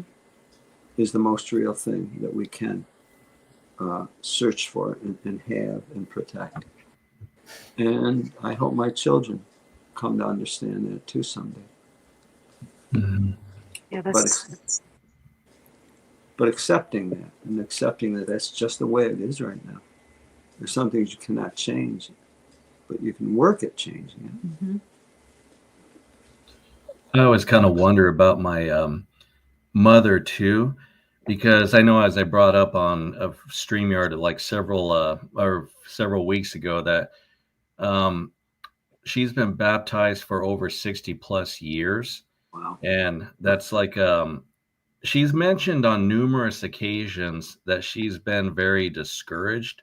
I think sometimes in the back of my mind, even though, a lot of the stuff that she says is like 100% on board with the org, there's my gut feeling is telling me that she knows something is not right. But I think it goes back to what Joe said a couple of weeks ago, that someone who's been in the org for that long of a period of time, and Linda brought this up on Saturday Night Show. Her and I were talking. It's kind of like it's very hard to break free from something like that. And usually the ones that find out the truth about the truth, it just totally kills them. Absolutely, like kills them mentally too. So I just wonder, basically, she's been down that road. San Diego, you can't underestimate how heartbroken the older ones are for seeing what's happening now mm-hmm. and what the changes that are taking place. Basically, they've been totally, their trust has been betrayed, mm-hmm. and they know it. They know it, yeah. But they can't do anything about that. Mm-mm. And so we have to be sensitive to what they're going through. The parents, the older ones. I know. Shaq, his mother's going through stuff like that. Yeah. And so are the older ones that are having to put up with the foolishness that's taking place. Yeah, I think when my dad went inactive decades ago, I think he pretty much said enough was enough. I mean, he'll still go to the meetings just to go with my mother, I guess, support her. But I don't know what's going through his thought process. I know when he was sick not that long ago, and they went through the process of getting the liaison involved. I was kind of already rubbing my head, but he's just going through the process that he knows and everything like that. I don't know if, right. But he's doing fine and everything like that. But it was just kind of like hearing him talk. It's almost kind of like he's a half and half, but I think he's probably more awake than anything else. Because if he's had his doubts since he was a teenager, like in a similar way, like I did before the wheel fell off and given that back was up against the wall to force me into the baptism, it's kind of like, I think at least in that sense, he would go through the motions. But I think if I left California for a vacation to go visit him, I have a feeling that I'd let him know. and him and I would probably find our own discreet place where we would just do our thing, talk to each other and all that without letting my mother know, unless she says I want to go too. I don't think my dad would tell my mother anything, because she's kind of a little unpredictable on that one. Yeah, no, I mean, it's true. We had to be careful with their emotional security and their emotional health. We really do. You know, a person who's been in that long has placed their whole life on the promises that now they see have been broken promises. How do you respond to broken promises? You know? I was baptized for 51 years before I woke up. Wow. And the hardest thing for me was my age and how I had spent my youth, and realizing that I could have done so much more with my life. I have personality and I have traits. I could have done so much more with my life. And that was the hardest thing. And because I listened to the voice of strangers, men I didn't know, never would meet, I did not prepare for old age because I was never going to get old. I was promised that from the time I was a kid. So those were the hardest things for me. But once I realized it was all a lie, I just threw my hands up in the air and said, I am so done with this. Yeah. So Annie, it was the beginning of your future. Yeah. So that gets into another phase called being angry. And we went through that. We were so angry with ourselves, angry with the governing body, angry with the ones that brought us in, angry with Dan Houghton that had the nerve to stand up to Joe and say, you know, maybe you should change your attitude. We were so angry. In the very beginning. Yeah. So. Yeah, and I mean, Dan was nice enough to acknowledge that they listen in on these programs. So I'm glad, because, well, they need the insight as to what's going on with people as well as everyone else. Yeah, I was so angry too.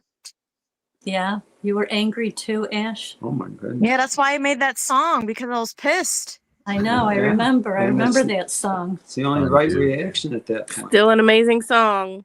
If you haven't heard it, you should go listen to that song. It makes me cry, man. It makes me cry because it's like, you know, what Joe mentioned about like how to, you know, what Fran was saying about realizing, like, in denial, you know, the 5 stages of grief. Yeah, grief. Yeah. You know, I basically, something died, and I thought this was the real religion. You know, I mean, I have a hope, but like now it's like I gotta change everything. I gotta like really ponder. Yeah, we all die, but like, there's so much to think about. Yeah, I remember. That's hard. Acknowledging your mortality. So I never really believed I was good enough to live in paradise. I felt other people would get there, and maybe I could help them get there, but I never believed I would be there. Not really, not deep down. And so I always knew I was going to die. Except in my case, I figured that Jehovah was going to kill me, so at least it would be quick. That's terrible. Can you imagine growing up like that and living your life like that? Here's the reassurance. Fawn, you've got 2 dogs, right? Yeah. 2 beautiful dogs. Nice doggies. Beautiful doggies. But they're not very good humans. Sorry. Yeah, you're not. But you are. We are. And as humans, what we're going through, we have every ability to go through.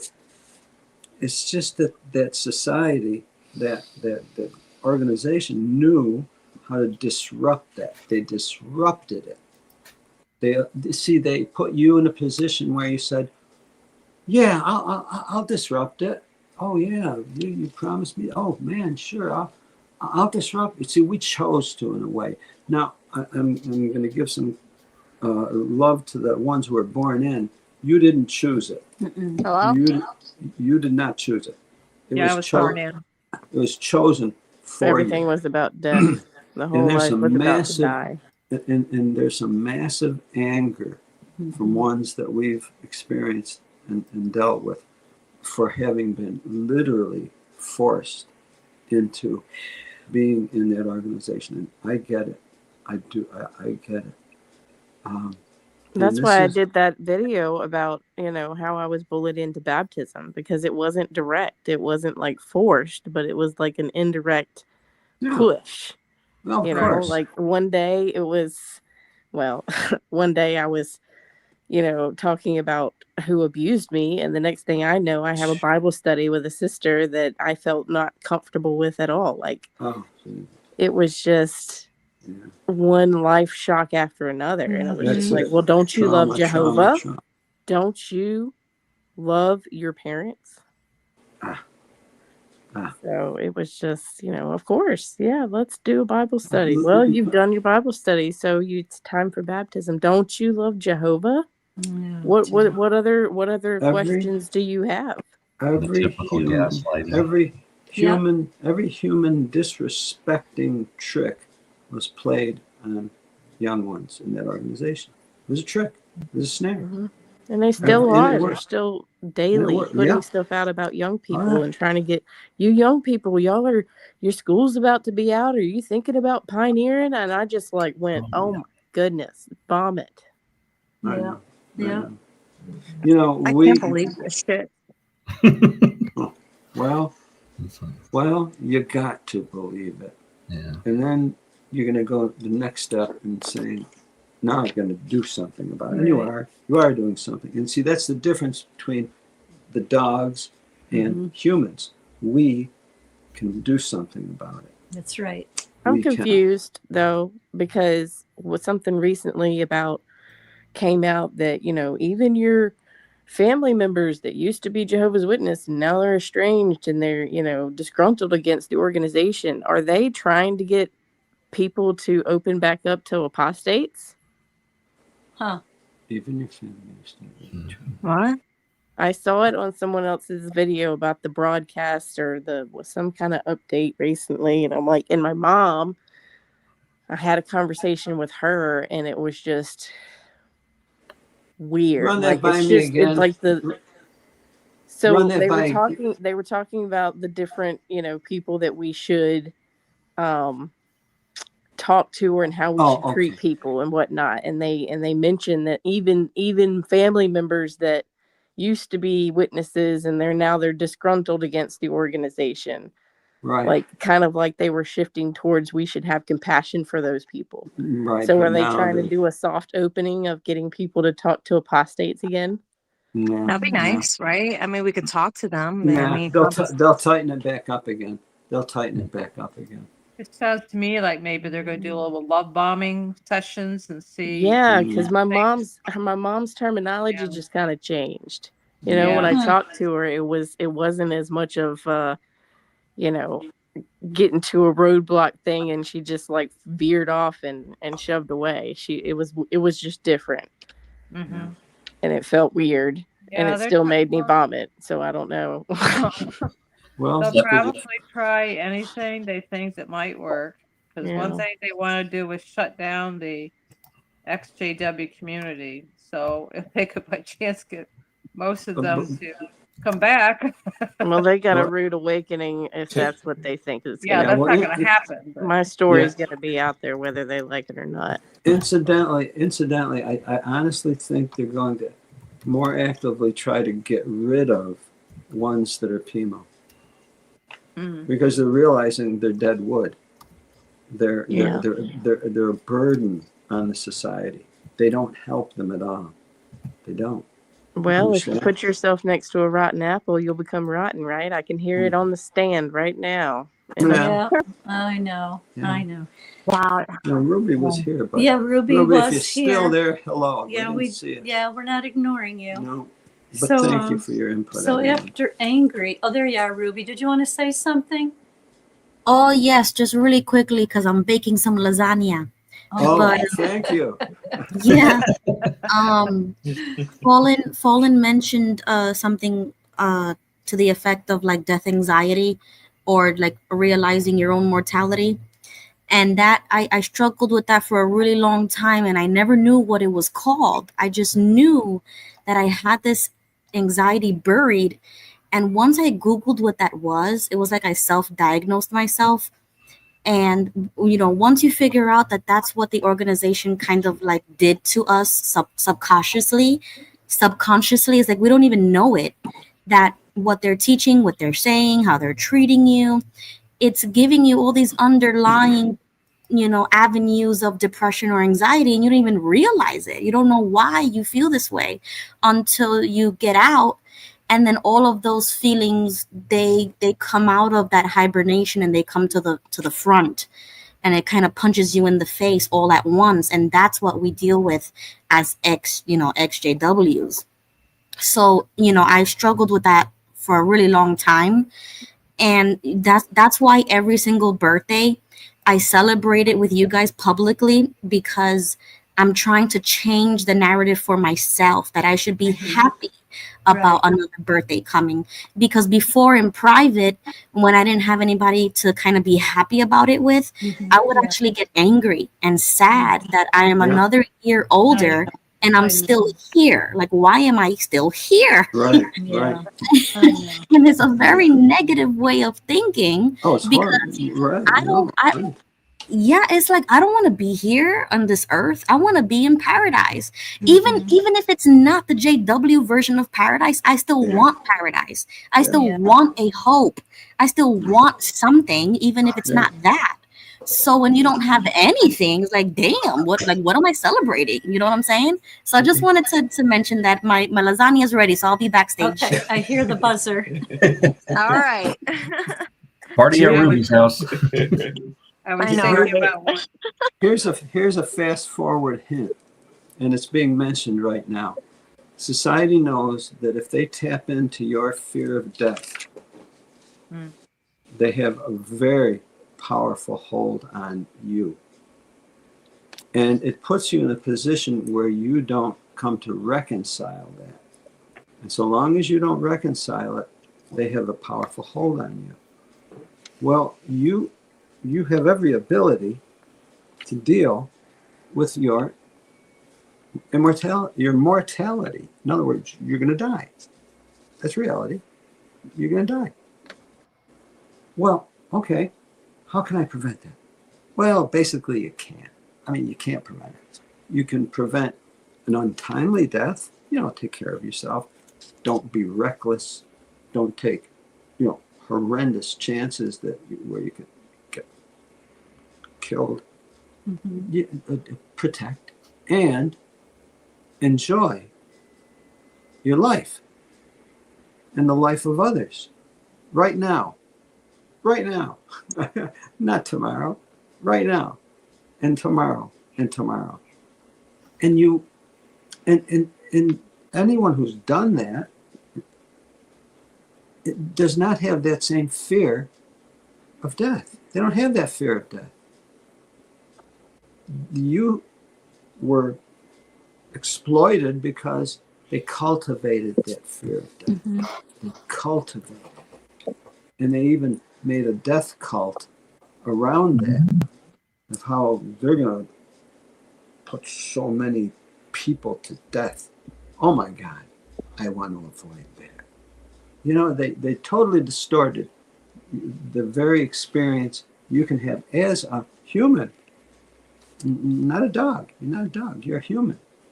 They took that away from you, and unfortunately, we accepted the offer. Here, they offered us something else in return for what we could have now, a normal, human, joyful experience. Well, as soon as a person realizes, I get it. I've got a limited time right now, and there's some very special things that I'd like to do. And there are other people too. When we share that together, we have a darn good time being alive. And that's why we're alive. To have a darn good time with others who are having a good time with their lives. And well, then you're not accessible. then anyone's going to say, hey, yeah, but wouldn't you like such and such? Or wouldn't you like to live forever? And you're going to say, I don't know what you're talking about. And I don't care what you're talking about. I'm living now. And this is my life. And the reality is, you know, there's a boundary. There's a boundary to my life. And I respect that boundary.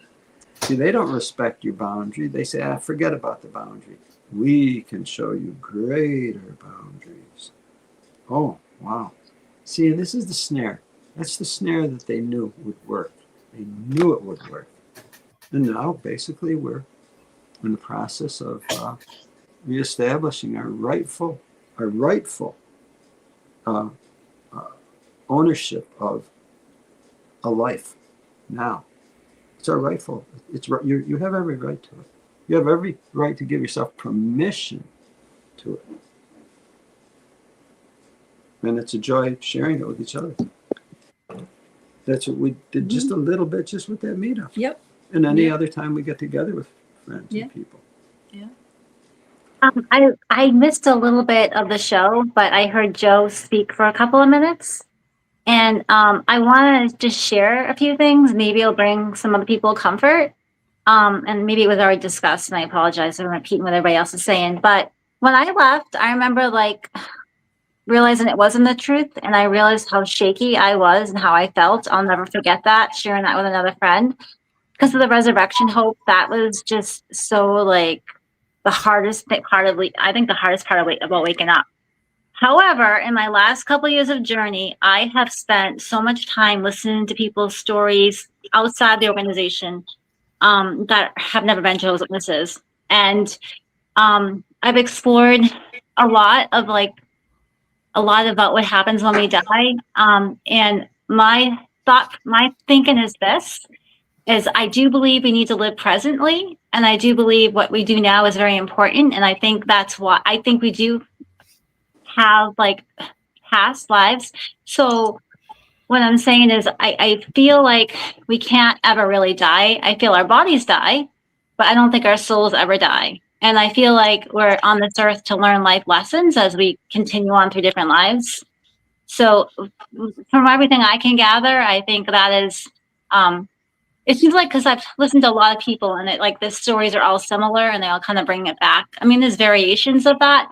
So at the end of the day, no one can ever really, I feel like no one ever really can, you can't really die.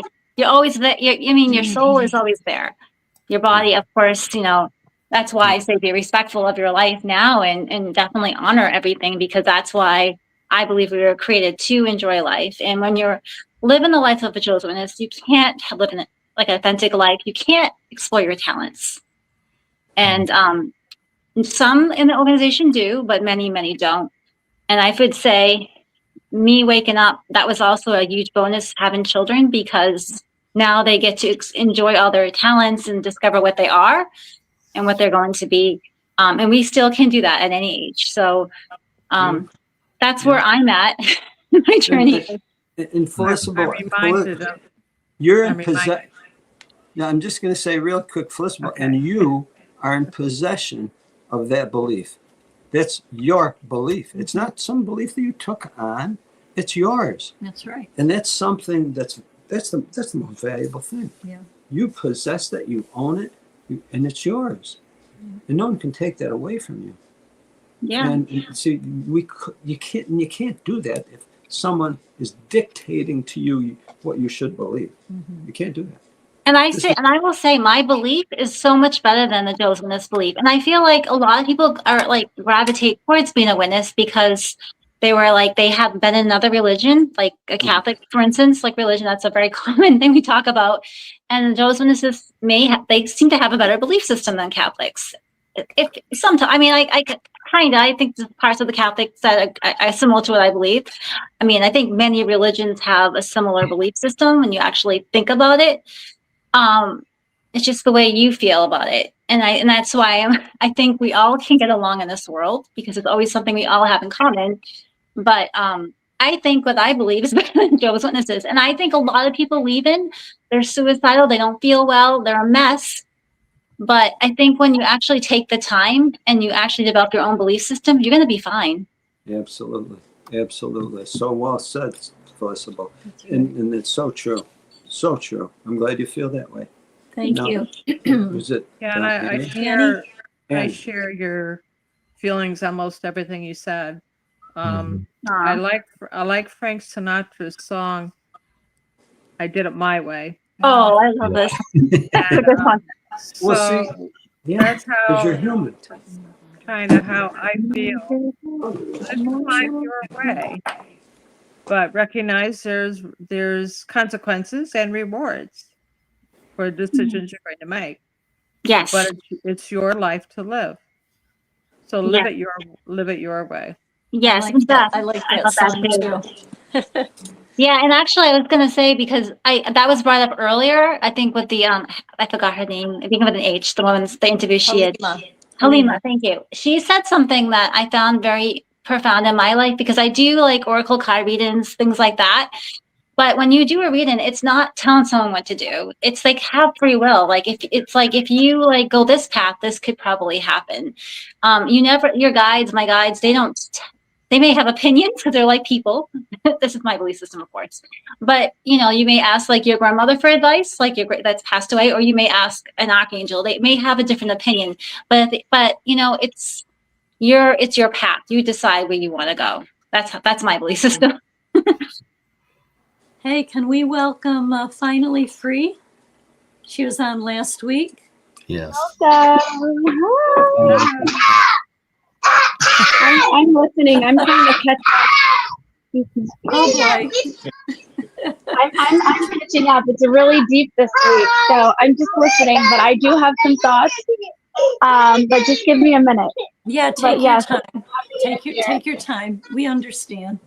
She's got some little ones.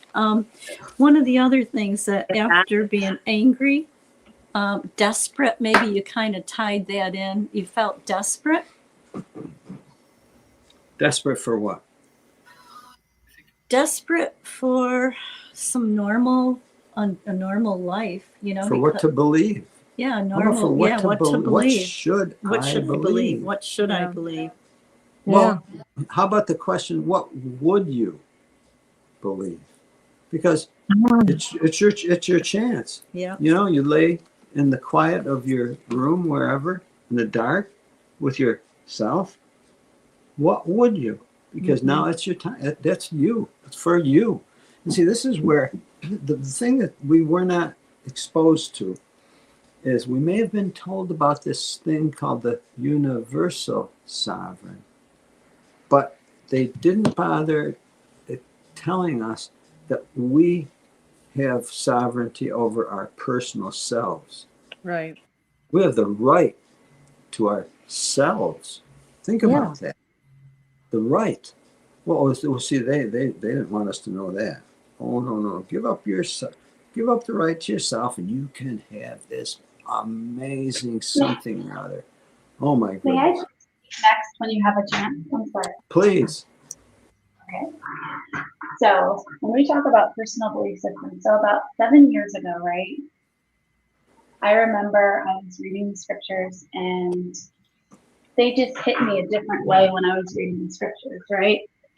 And I was it 7 years? It might have been 8 years ago, and I was like, this can't be happening to me as I'm reading the scriptures. And I said, I was starting to feel like I should be going to heaven, right? Now, in the Jehovah's Witness belief system that if it's after 1935, you're supposed to be a replacement. And then if you're replaced, it's like, why you, right? But I'm sitting here and I'm thinking, okay, I'm not insane, but for whatever reason, I've got this desire that I'm going to heaven, or I should be going to heaven, right? So I talked to one of the elders, of course, because that's what we do. And I talked to one that was close to me, and he basically said, don't ever talk to me about that again. It's not possible. Wow. Why would he want me? Okay.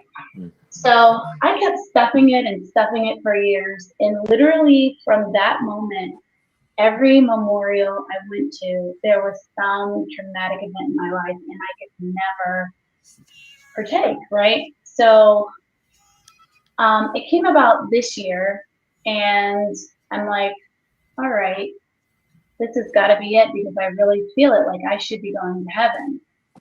And once again, I talked to the same elder, and he just basically explained to me that it's not possible. And then he's like, do you know what you're going to get yourself involved in if you partake at our memorial? I mean, at a Jehovah's Witness, do you know what that involves? And I think he was trying to explain to me what it really involves, but it was kind of like scary. The threat. And he was like, they're never going to look at you the same way. It's not your life as a witness as you know it is going to be over if you partake in this memorial. Now, it turned out that the witnesses are doing a lot to me anyway. They ended up attempting suicide because of some things they did, but I survived. So in the memorial, I was actually in the hospital because I attempted to take my life for some things that they did. And so I said to myself when I was in the hospital, right? I'm sitting on the floor in the hospital, and it was 2 days after the memorial, and I've never missed one in my life, right? And it dawned on me, I'm sitting there on the floor, and I'm looking at my roommate, and I said, the Jehovah's Witnesses want us to believe that they're the only ones getting saved. I said, but the truth is, all sorts of men are getting saved, and God's going to save who He wants. Finally, can you come closer to your mic? You're kind of fading. Hold on. Let me, you know what? It might be my Bluetooth. Hold on to me. Okay.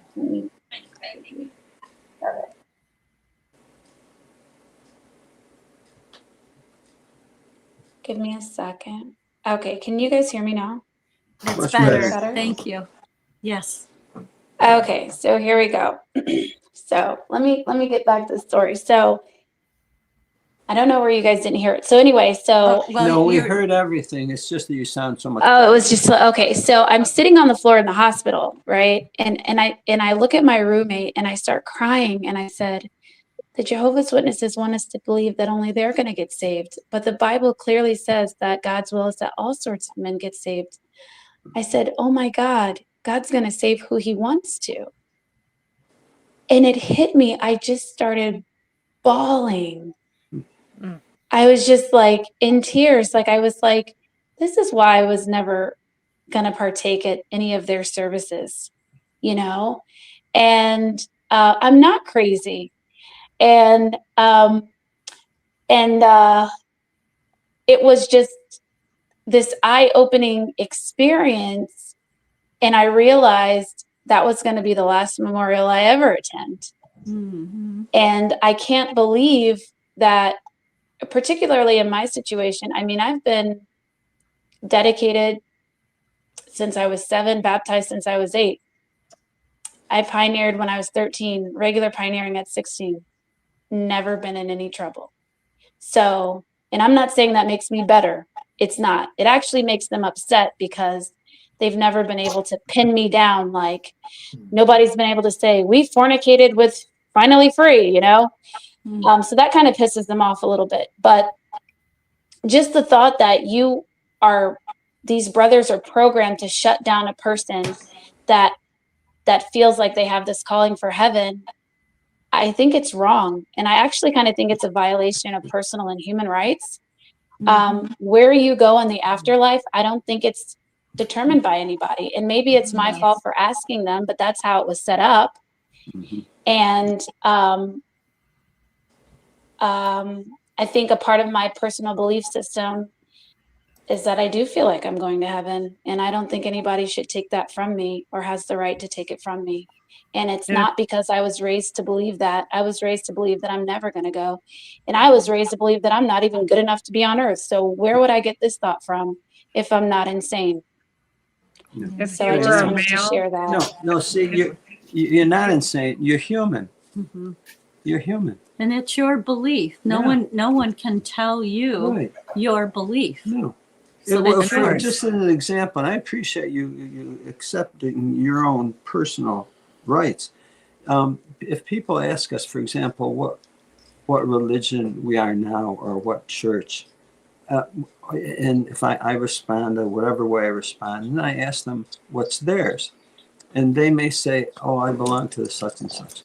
So I asked them, "Oh, is that your religion?" "Oh, yes." "Oh, did you come up with that religion?" They said, "No." Well, I said, "That's not your religion then. What's yours? What is your religion?" In other words, people are used to accepting some man-made belief that they take on as theirs until they finally realize, wait a minute, I've got my own mind. I've got my own spirituality. And that's what people are waking up to now. They're realizing that. And finally, three, I believe if you had been a brother saying those things, I bet the reaction would have been very different. I think a lot of it had to do because you're a sister. You were a sister. Probably. They know how to use you then. That's right. Yeah. Well, why do you say that? Because I mean, are you saying that I mean, I'm sure there's other like people that think like her that are male. Well, they would know how to use the person then. Right. They couldn't use a woman. You're not as useful. Right, they could use a man. Right. You could be an elder. Right, You could be a circuit overseer. You could be an elder. You could be a zone overseer. But see, as a woman now, well, what authority do you have over us? You know, and they don't like. I bet it bothers them a lot that any female is considered of the anointed class. I bet they don't like that. They take a lot of heat. They take a lot of heat. And that's why I said to myself, I don't know if it was even safe for me to, I mean, people talk about coming out of the closet, but coming out anointed to Jehovah's Witnesses, when you have a pure heart, I mean, I think it might be worse than saying you're gay, actually. And I'm not trying to say that being gay is wrong. I'm just trying to give there's unwritten rules. There's unwritten rules. I'm just trying to give a comparison about coming out of the closet anointed to Jehovah's Witnesses. Yeah. It's like the worst thing ever. Yeah. Wow. Well, I think we're all anointed in a way, and that's why it's like the fact that there is for sure. I think there's more than 144,000. I think that number designated. Like they made this line of sight and this chain of command that, you know, made people desire to be anointed and didn't know why they couldn't be treated as, you know, someone important and special. Everybody's important and special. If you do some deep research about where we came from as human beings and what our original beliefs were as pagan or whatever, you'll realize that this idea of Christos applied to man, not dogs, because Christos, men, are made in God's image. So we individually have this nature, anointed, Christos. But yet they took this concept and they placed it in something other than just mankind and say it's a Christ person, not the individual who's Christos. They didn't want people to think that they're made in God's image. What does that mean, made in God's image? Well, there must be some relation there. If you're made in someone's image, you've got a relation. And this is what they did not want. I mean, made in God's image by what perspective? Because an image can be reflected in multiple different ways depending on how you're reflecting it. Well, okay, let me ask you this. Should you have someone define that for you? Or is that something you define yourself? I mean, I could be in a little anthill and be the king of the anthill, and nobody tells me that I'm a tiny little ant. It's not going to bother me my whole life. When you tell a bug that they're a bug that can be squished and nobody cares, you know, then it becomes a different story, and that bug lives a different life. Right, because they're not aware of it. That's why Right. they just do their thing, because they're programmed to think that they're just like, oh, I'm just at work. But then Armageddon comes and you just start pouring all this water on the anthill or gasoline on the anthill, and then you burn the anthill up, and then it Right. becomes hell. So the person, you mentioned the story. What story do you want to accept? Mm-hmm. Do you want to accept someone's story of you? Or do you have your I was programmed to think that I needed to do that, but You're right. Oh, my- let me tell you, 99% of the people on this You know, earth were programmed to do that. I don't know when I'm gonna die. I don't know where I'm gonna go die, but I do know that I'm alive right now, and I do know that I make a difference with what I have in front of me. And I do know I'm going to miss you, Lisa, when you're gone. Already. That's right. That's reality. That's reality. I'll meet you wherever you go. That's what I believe. See, we'll see what comes next. 5. Come on over. See, any of these other, see, a person who has their own beliefs doesn't need someone to tell them what their beliefs are, because they're your beliefs. That's right. Well, those in leadership over us, the presidents and the emperors of the world, they don't want people thinking that way. You can't control them. So what they do, they tell us stories. And they tell us a story of who we are. And if you don't accept it, you're not accepted. So, but if you accept their story, then you are accepted. And that's the way they would come to control you, until you come to realize, I have my mind, I have my beliefs, they're mine, and I don't need someone else telling me what my beliefs are, nor do I tell someone else what their beliefs are. I don't tell you what your beliefs are. See, I don't. I respect that. I feel like, can I interrupt real quick, Joe? Absolutely.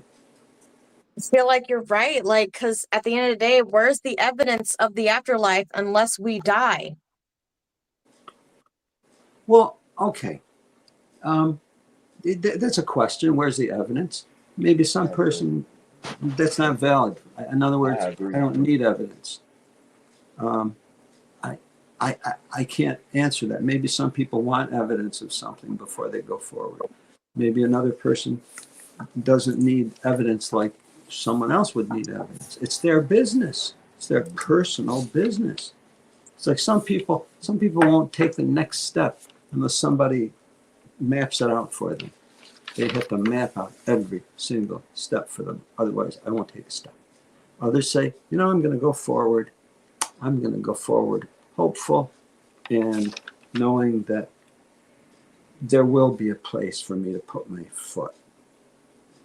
And everybody has a right to do it differently, however they want to do it. The problems run in when religion steps in and says, you do it this way. You do it this way, this way, this way, this way, and this way.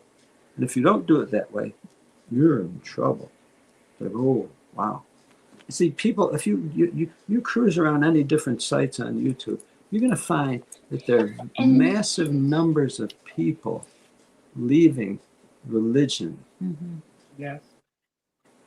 Because they've come to understand something about themselves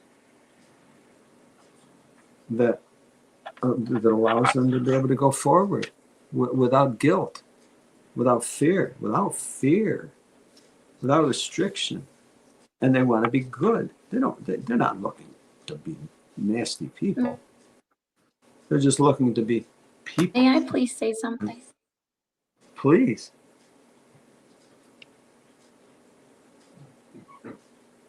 Go ahead, finally. I think it's the of the religion. Hello? Yep, we can hear you. Yeah, we're listening. Oh, hold on. Hello? Yes. Yes. Oh, you can hear now? Okay. Yes. Yeah, I was thinking that. Sorry, let me tell my kids. I was thinking that it's the organization of religion that's the problem too. Now, I thought to myself today, just in my own mind, now that it's free to think, the Watchtower is kind of getting too big for its britches. Because like in my case, you've got all these congregations, they're begging for men to reach out. Most of these men don't have but a high school education, and they have to deal with legal complex issues because of the world we live in. Wouldn't it make more sense for people to just worship in their own way and deal with their own lives as they see it? Because cultivating all of us into an organization creates a liability, and they have to have a responsibility because you gathered us together, right? So if you don't want to deal with these, pedophiles in your congregations, then stop this massive growth. People should be able to have their own belief system within it. I just feel like Watchtower is getting too big for its britches. I don't know how else to explain it. Okay, here's. Does that make sense? Am I making sense? Oh, your thinking is totally sensible. Look, here's a reality. There was a time when there was no religion. There were only people worshiping according to their hearts. And they didn't need others telling them how to.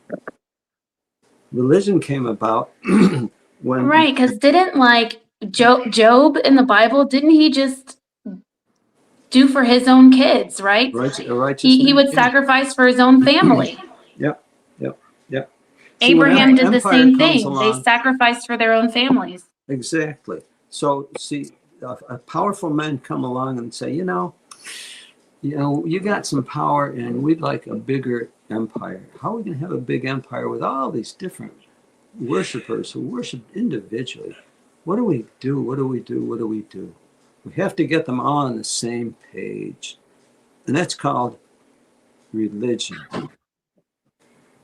Religion literally is getting all the sheep into a corral so you can get their fleece and then end up slaughtering them. That's what religion is.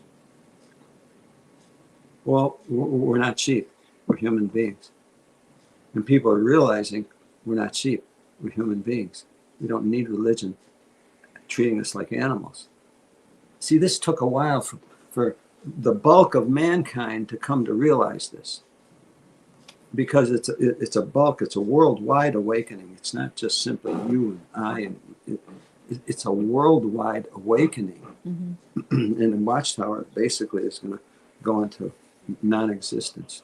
Non-existence. Oh, they'll probably continue on as a real estate company. Maybe entertainment, maybe, but not religion. No. But in my lifetime, I've watched it change because when I was a young girl, Jehovah's Witnesses did not even consider themselves to be a religion. It was they didn't want to be viewed that way. They didn't want because they were looking. They were trying to present a unique and special arrangement for you and me. Unique and special, because religion already had failed. But then they realized, oh my goodness, this thing called religion still works with people, and that's the way to make some massive money. So let's start looking like a religion, because we're gonna get really rich doing that. Yeah, because there was benefits, there was governmental benefits to it for one thing. And not only that, I was talking to my spiritual dad. I guess I don't know what else to call him now. My ex-spiritual dad. And he was like, when he would go give public talks, he would make crazy amounts of money giving out them, because one hall I went to, I got $600.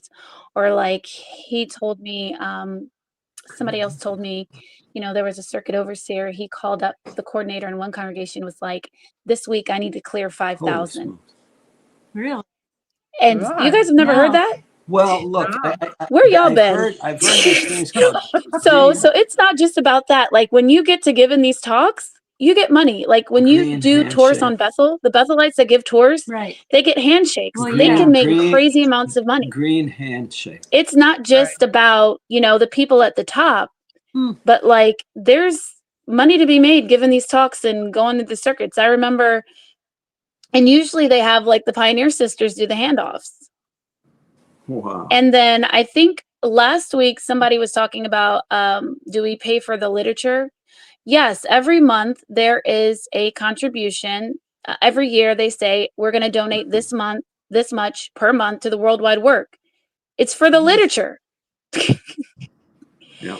But yeah, y'all, there's crazy money to get made. I know whenever one of my relatives is broke and he's a need grader, he just comes into town and gives a couple of special talks and he Jeez. goes out, quote, blessed. I know that for a FACT. There's a, you know, there's a lifespan to this situation, and we're watching it end its lifespan. We're watching it. Everything has a cycle. Yeah, we're watching it go down. Yeah. And some of us are maybe awake sooner than others. Look, the Rick Farrens among us were awake 20 years ago. Well, we're kind of late to the party personally. Yep. And there are others that are going to be later. Yep. Well, that's okay. That's the way it goes. We're here basically helping welcome others to the party. There's family. It's a family of people. That's right.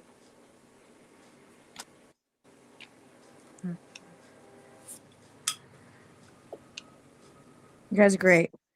You're all great. And everybody's going to go through their journey of making this transition from being basically enslaved to what you are, a sovereign human being, a free human being making your life for yourself and whoever you want to benefit. Rebecca Wise in the comments said she's been out 22 years, so she's been out a while and she's seen some changes. Oh, I'm sure. Yeah, we've got another song we want to try to play. Which one's that? You'll see. It's one of the ones you mentioned. So Ruby's going to play it, and we're going to see. We didn't get cut off from the first song. See if any of you remember this.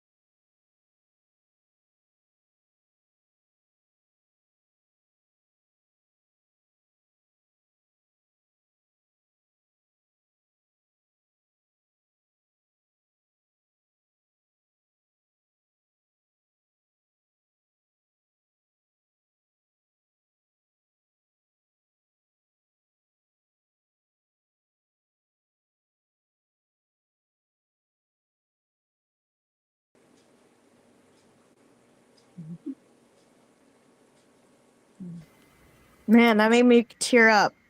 Oh. That may have gotten taken off. I'm not sure. Yeah. But we got the idea. You've got a friend. Just think of that concept. I mean, you're a friend. We're a friend. We need friends. And that's special.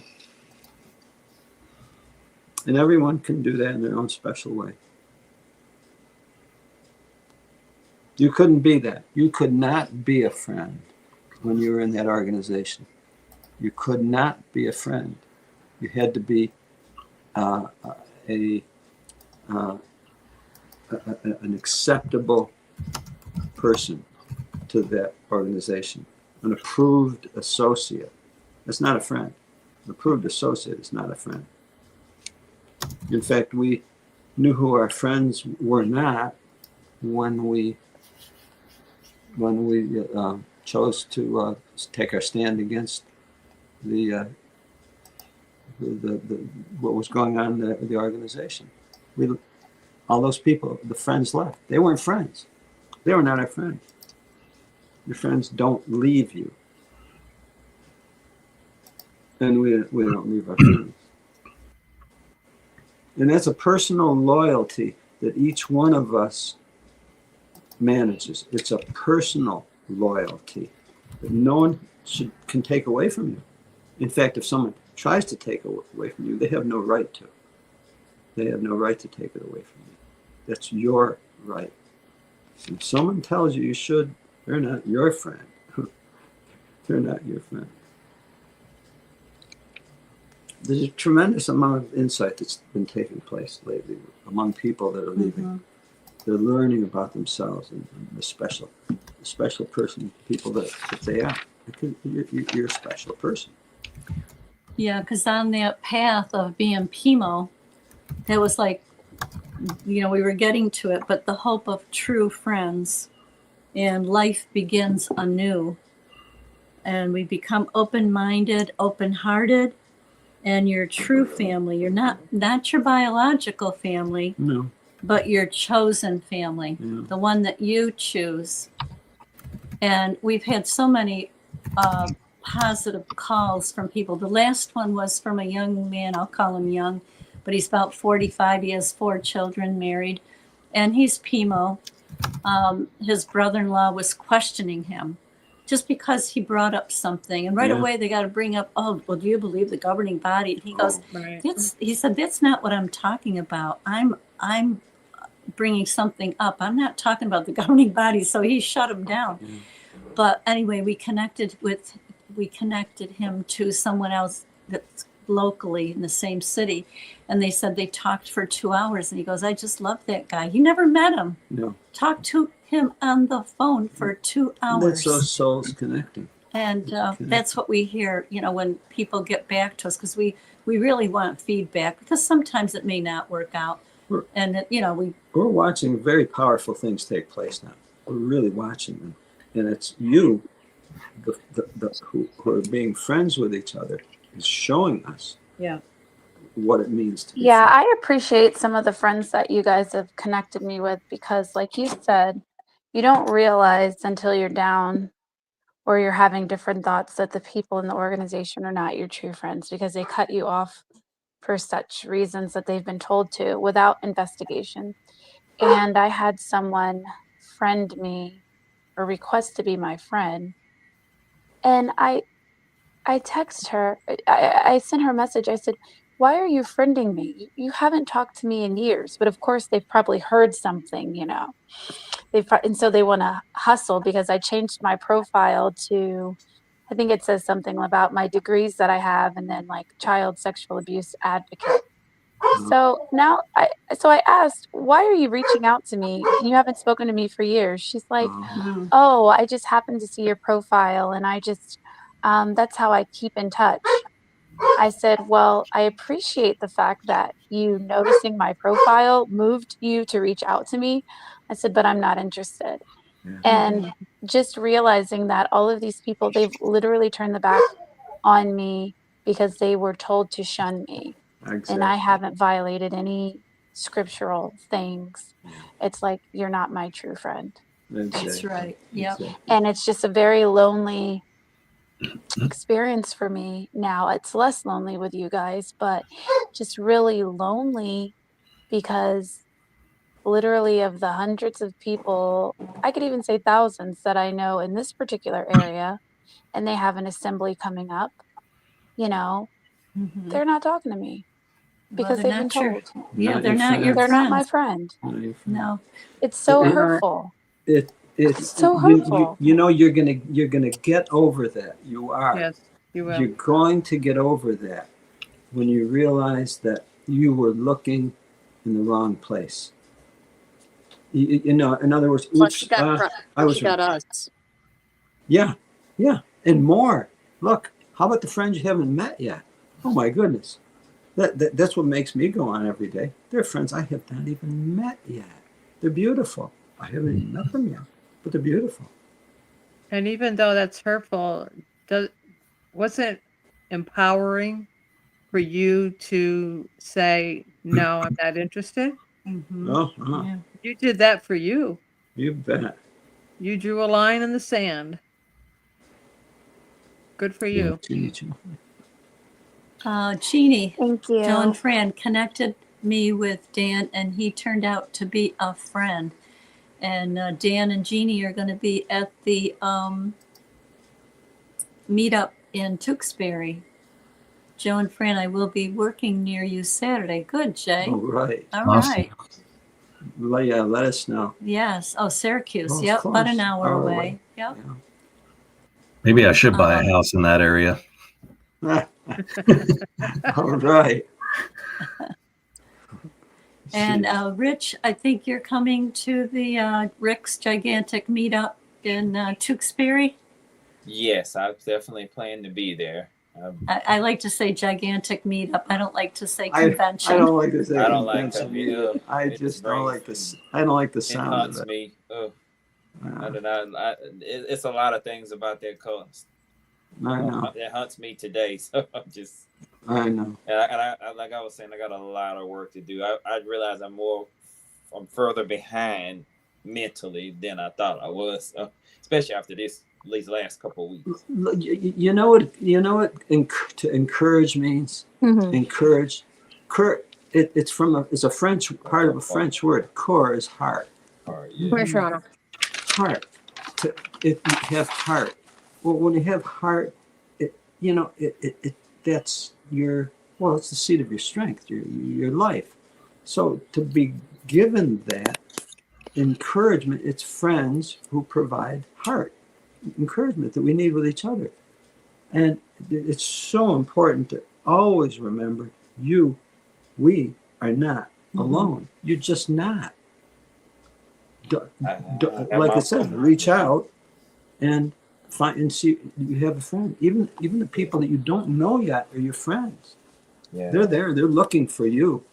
You haven't found them yet. You haven't found them yet. They need I hope you. to meet them. I really do. Yeah. Oh, you're gonna meet lots. When I'm down, Yeah, sure. I don't make sense either. I guess you could say just blab or whatever. I don't know what the word you use. So yeah, and sometimes you feel like people don't want to hear when sad stuff, and that's why a lot of times I kind of keep to myself. But I mean, it's good to know that there are other people out there that are going through this. Oh my goodness. And that's where vision comes in. And that's where you need to open up your vision and realize there's so many out there who need each other. And it gives so much strength to each other. Yeah. You know, what I tell people, see, I'm kind of a, how do you say, maybe I'm a idealist, but I'm just trying to make the world that I want to live in. The world I want to live in has friends who care for each other. Hello, Penny Bee Flower. Hello, friends, she says. Hello. And I'm sorry. No, what were you saying? That's it. Said it. We want to say hello to Wild Wall, and glad you're joining us. So there's been a little bit of a change. We're not going to be on Fixing My Faith. We have our own channel. It's Joe and Fran. So if you want to get the automatic, when it comes on every Wednesday, just go to our channel, please, and subscribe. Yeah. It's Joe and Fran. It's not. We're not making money on this. It's not for money. It's just so that you'll get the updates and you'll get the notifications when they come out. Yeah, that's right. So if you subscribe with bell notification, right, then you'll automatically get it on Wednesday nights. Yeah. And if you can give us a thumbs up, it helps the channel. We appreciate so much, Vern and Shauna, what they've done. They're doing it all for us. We couldn't do this without them. I mean, we would just be here, sitting here, twiddling our thumbs. We wouldn't know what to do. So we really, really, really thank them a lot. We thank Ruby. Ruby takes over when Vern and Shauna can't do it. And she's backstage controlling this.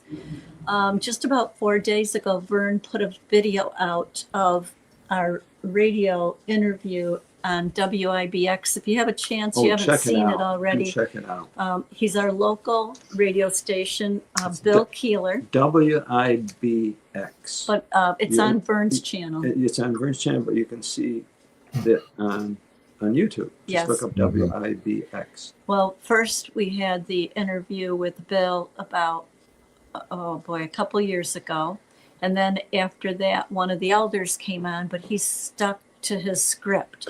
Every time Bill asked him about, oh, well, what is this shunning? Oh, he says, well, I don't answer those questions. That's a, what did he say? He said it was above his pay grade. Above his pay grade.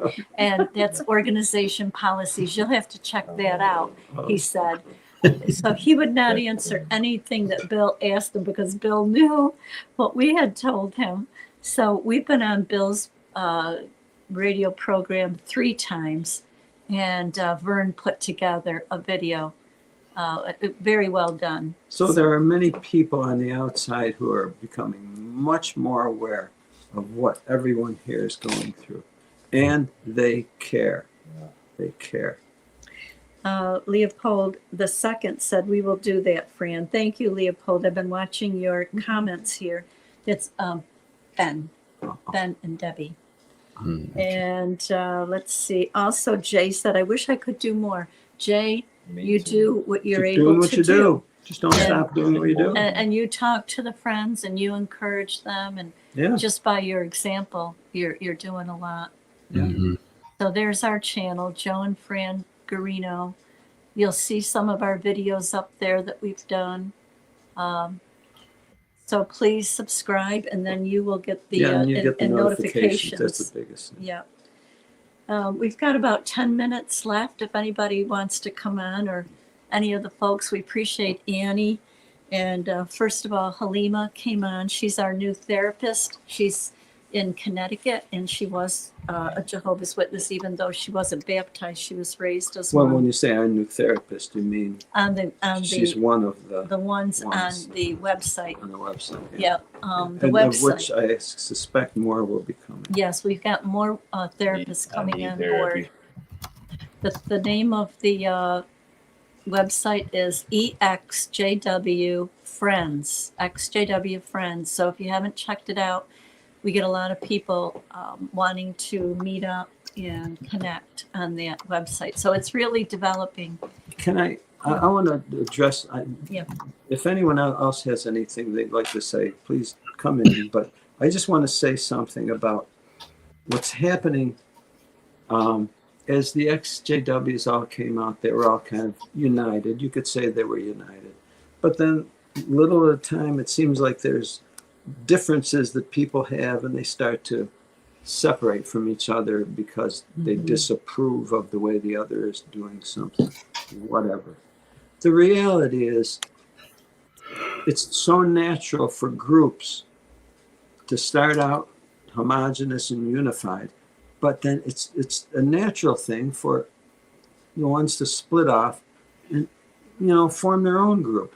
Call it a clique. It may or may not be a clique, but that's just natural. It's not an evil thing to do. It's natural because, people think about it this way. They're actually exercising their free will to think differently. So we can respect that. We can actually respect that without animosity, or judgment that, they didn't hold to this or they didn't. No, that's not a good way to look at it. See, people have individual feelings, individual sentiments for things. They're developing. Maybe they feel differently today than they did yesterday. That's human. And that's the exercise of who we are. So let's give each other that kind of room to explore. I love that, Joe. And I just wanted to share too, when I was waking up 4 years ago and was difficult thinking about my children and now the friendships they formed, and some close friendships, myself included. And now I have to rebuild a whole network. And you know what? 4 years later, every day I have people texting me from different groups of people that I'm involved with to do something. And it can be, I'm overwhelmed with love, but it's a beautiful thing. And even at some of the events that I attend, like as a, like I attend farmers markets, like I'm considered part of that group. the type of harvesting I do with my flowers and the things I make. So like they have people that work the carts. Jehovah's Witnesses are there, and some of them know me, and I'm kind to them. And if I need to help them for something, because I kind of help run it a little bit, I'm there to help them too. But you know, if they decide that they're going to be, you know, if they were ever going to be rude to me, I have like 20 people rallying behind me, and they will not be coming back. So I'm, just people hearing a little bit of my story and understanding that people are people, and no one's trying to like how do you say it? And no one's trying to attack the witnesses. They can be there if they want to be, but they cannot cross the line and hurt other people. And everywhere I go, people are there and understanding, like being respectful of the Jehovah's beliefs, but also being respectful of everybody else too. So I want to say, when you leave, there are going to be lots and lots of people that are going to care for you. So as you get involved in whatever activities that you like, if you have children, it's actually so much easier because they have their activities. True. And yeah, it's actually, it happened quicker than I thought it would. So yeah, that's what I have to say. It's going to be fine. Nice. Felicitable, and you did ask me for Finally Free's number, right? You gave it to me, yes. Okay, so you guys will be connecting. You're both moms. You have a lot in common. Yes. So I look forward to hearing from you. I do have some a word. It may not fit, but I think differently than a lot of people do. Sorry. It's okay. The one thing that I did not understand or like is that they force, not only, I get being celibate, right? I don't have a problem with that. But the fact that for sisters, there's hardly any brothers to marry. And so I did not like when I went through some difficulties in the congregation when I was trying to come out about my abuse a couple of years ago. And they blacklisted me so bad that all of the brothers, the few that were there, were turned off to even date me. And so it kind of put me in a situation. It's like, I was kind of like, they actually controlled my biological clock in a way. Because of that unofficial shunning I got, I chose to marry a brother out of the country because there was everybody that I knew was poisoned because I was speaking out about my abuse. So I think the thing about being a witness is that they control so much of your life. And I was shoved, wait on Jehovah, which I get that, but it's like, but Jehovah gave me a brain. And so if there's somebody else, according to the scriptures, in the Lord, which to me means a believer in Christ, sorry, that's just how I interpret it. If there's somebody else out there that is a believer in the Lord, why can't I be with them? And so I just think just this forcing, there's so many aspects of our life that are controlled we don't even know. If I would have listened to them and not even marry this other guy, I mean, I got married at 30, had my first baby at 31. Of course, the marriage went down the tubes because he is a pedophile. But the point is that if I would have just gone with whatever the narrative they had for me, I might have never gotten married. I might never had any children, and I would have been convinced that it's God's will. Yeah. How messed up is that? Like, can anybody else relate to that? Or, I mean, I can't be the only one. No, you're not. You're not. I've seen a few marriages, like when I was in, like married from out of the country, like they barely knew these people, got married. It didn't go very well. Yeah, that's the desperate See, that's the part. desperate. Yeah, that was one of the steps, being desperate. Yeah, I never thought about like what you went through, but that makes total sense. You bring so much like different direction. I'm sorry, I forget your name on your thing, but you're free now. Yeah, you bring a lot of like, you're getting me to like deep dive in my thoughts, like in different directions I hadn't thought of before. So I appreciate everything you're sharing.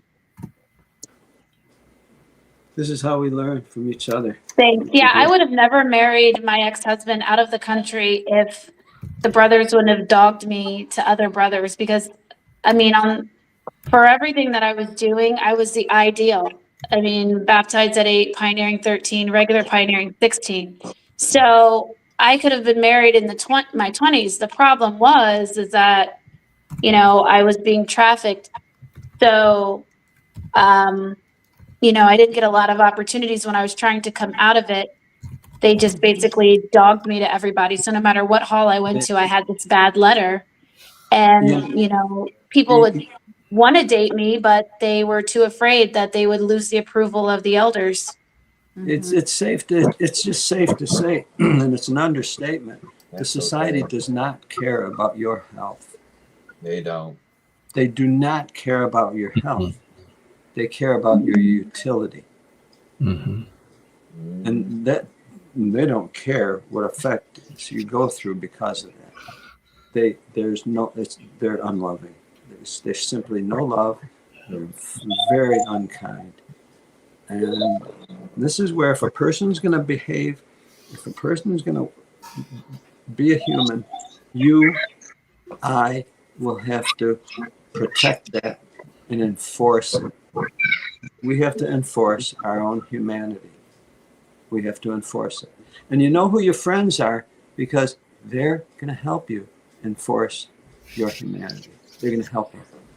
And one of our friends right now, Ruby Quinn, is going to tell us what the movie is tonight. Movie. Yes, everybody. Okay, so 5-minute warning. Everybody is going. If you want to join us on Discord, we're going to have a movie night like we always do. And I always usually don't know what it is, but I'm going to tell you.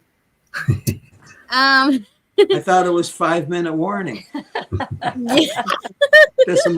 That's a movie. Oh, no. It's okay. Okay.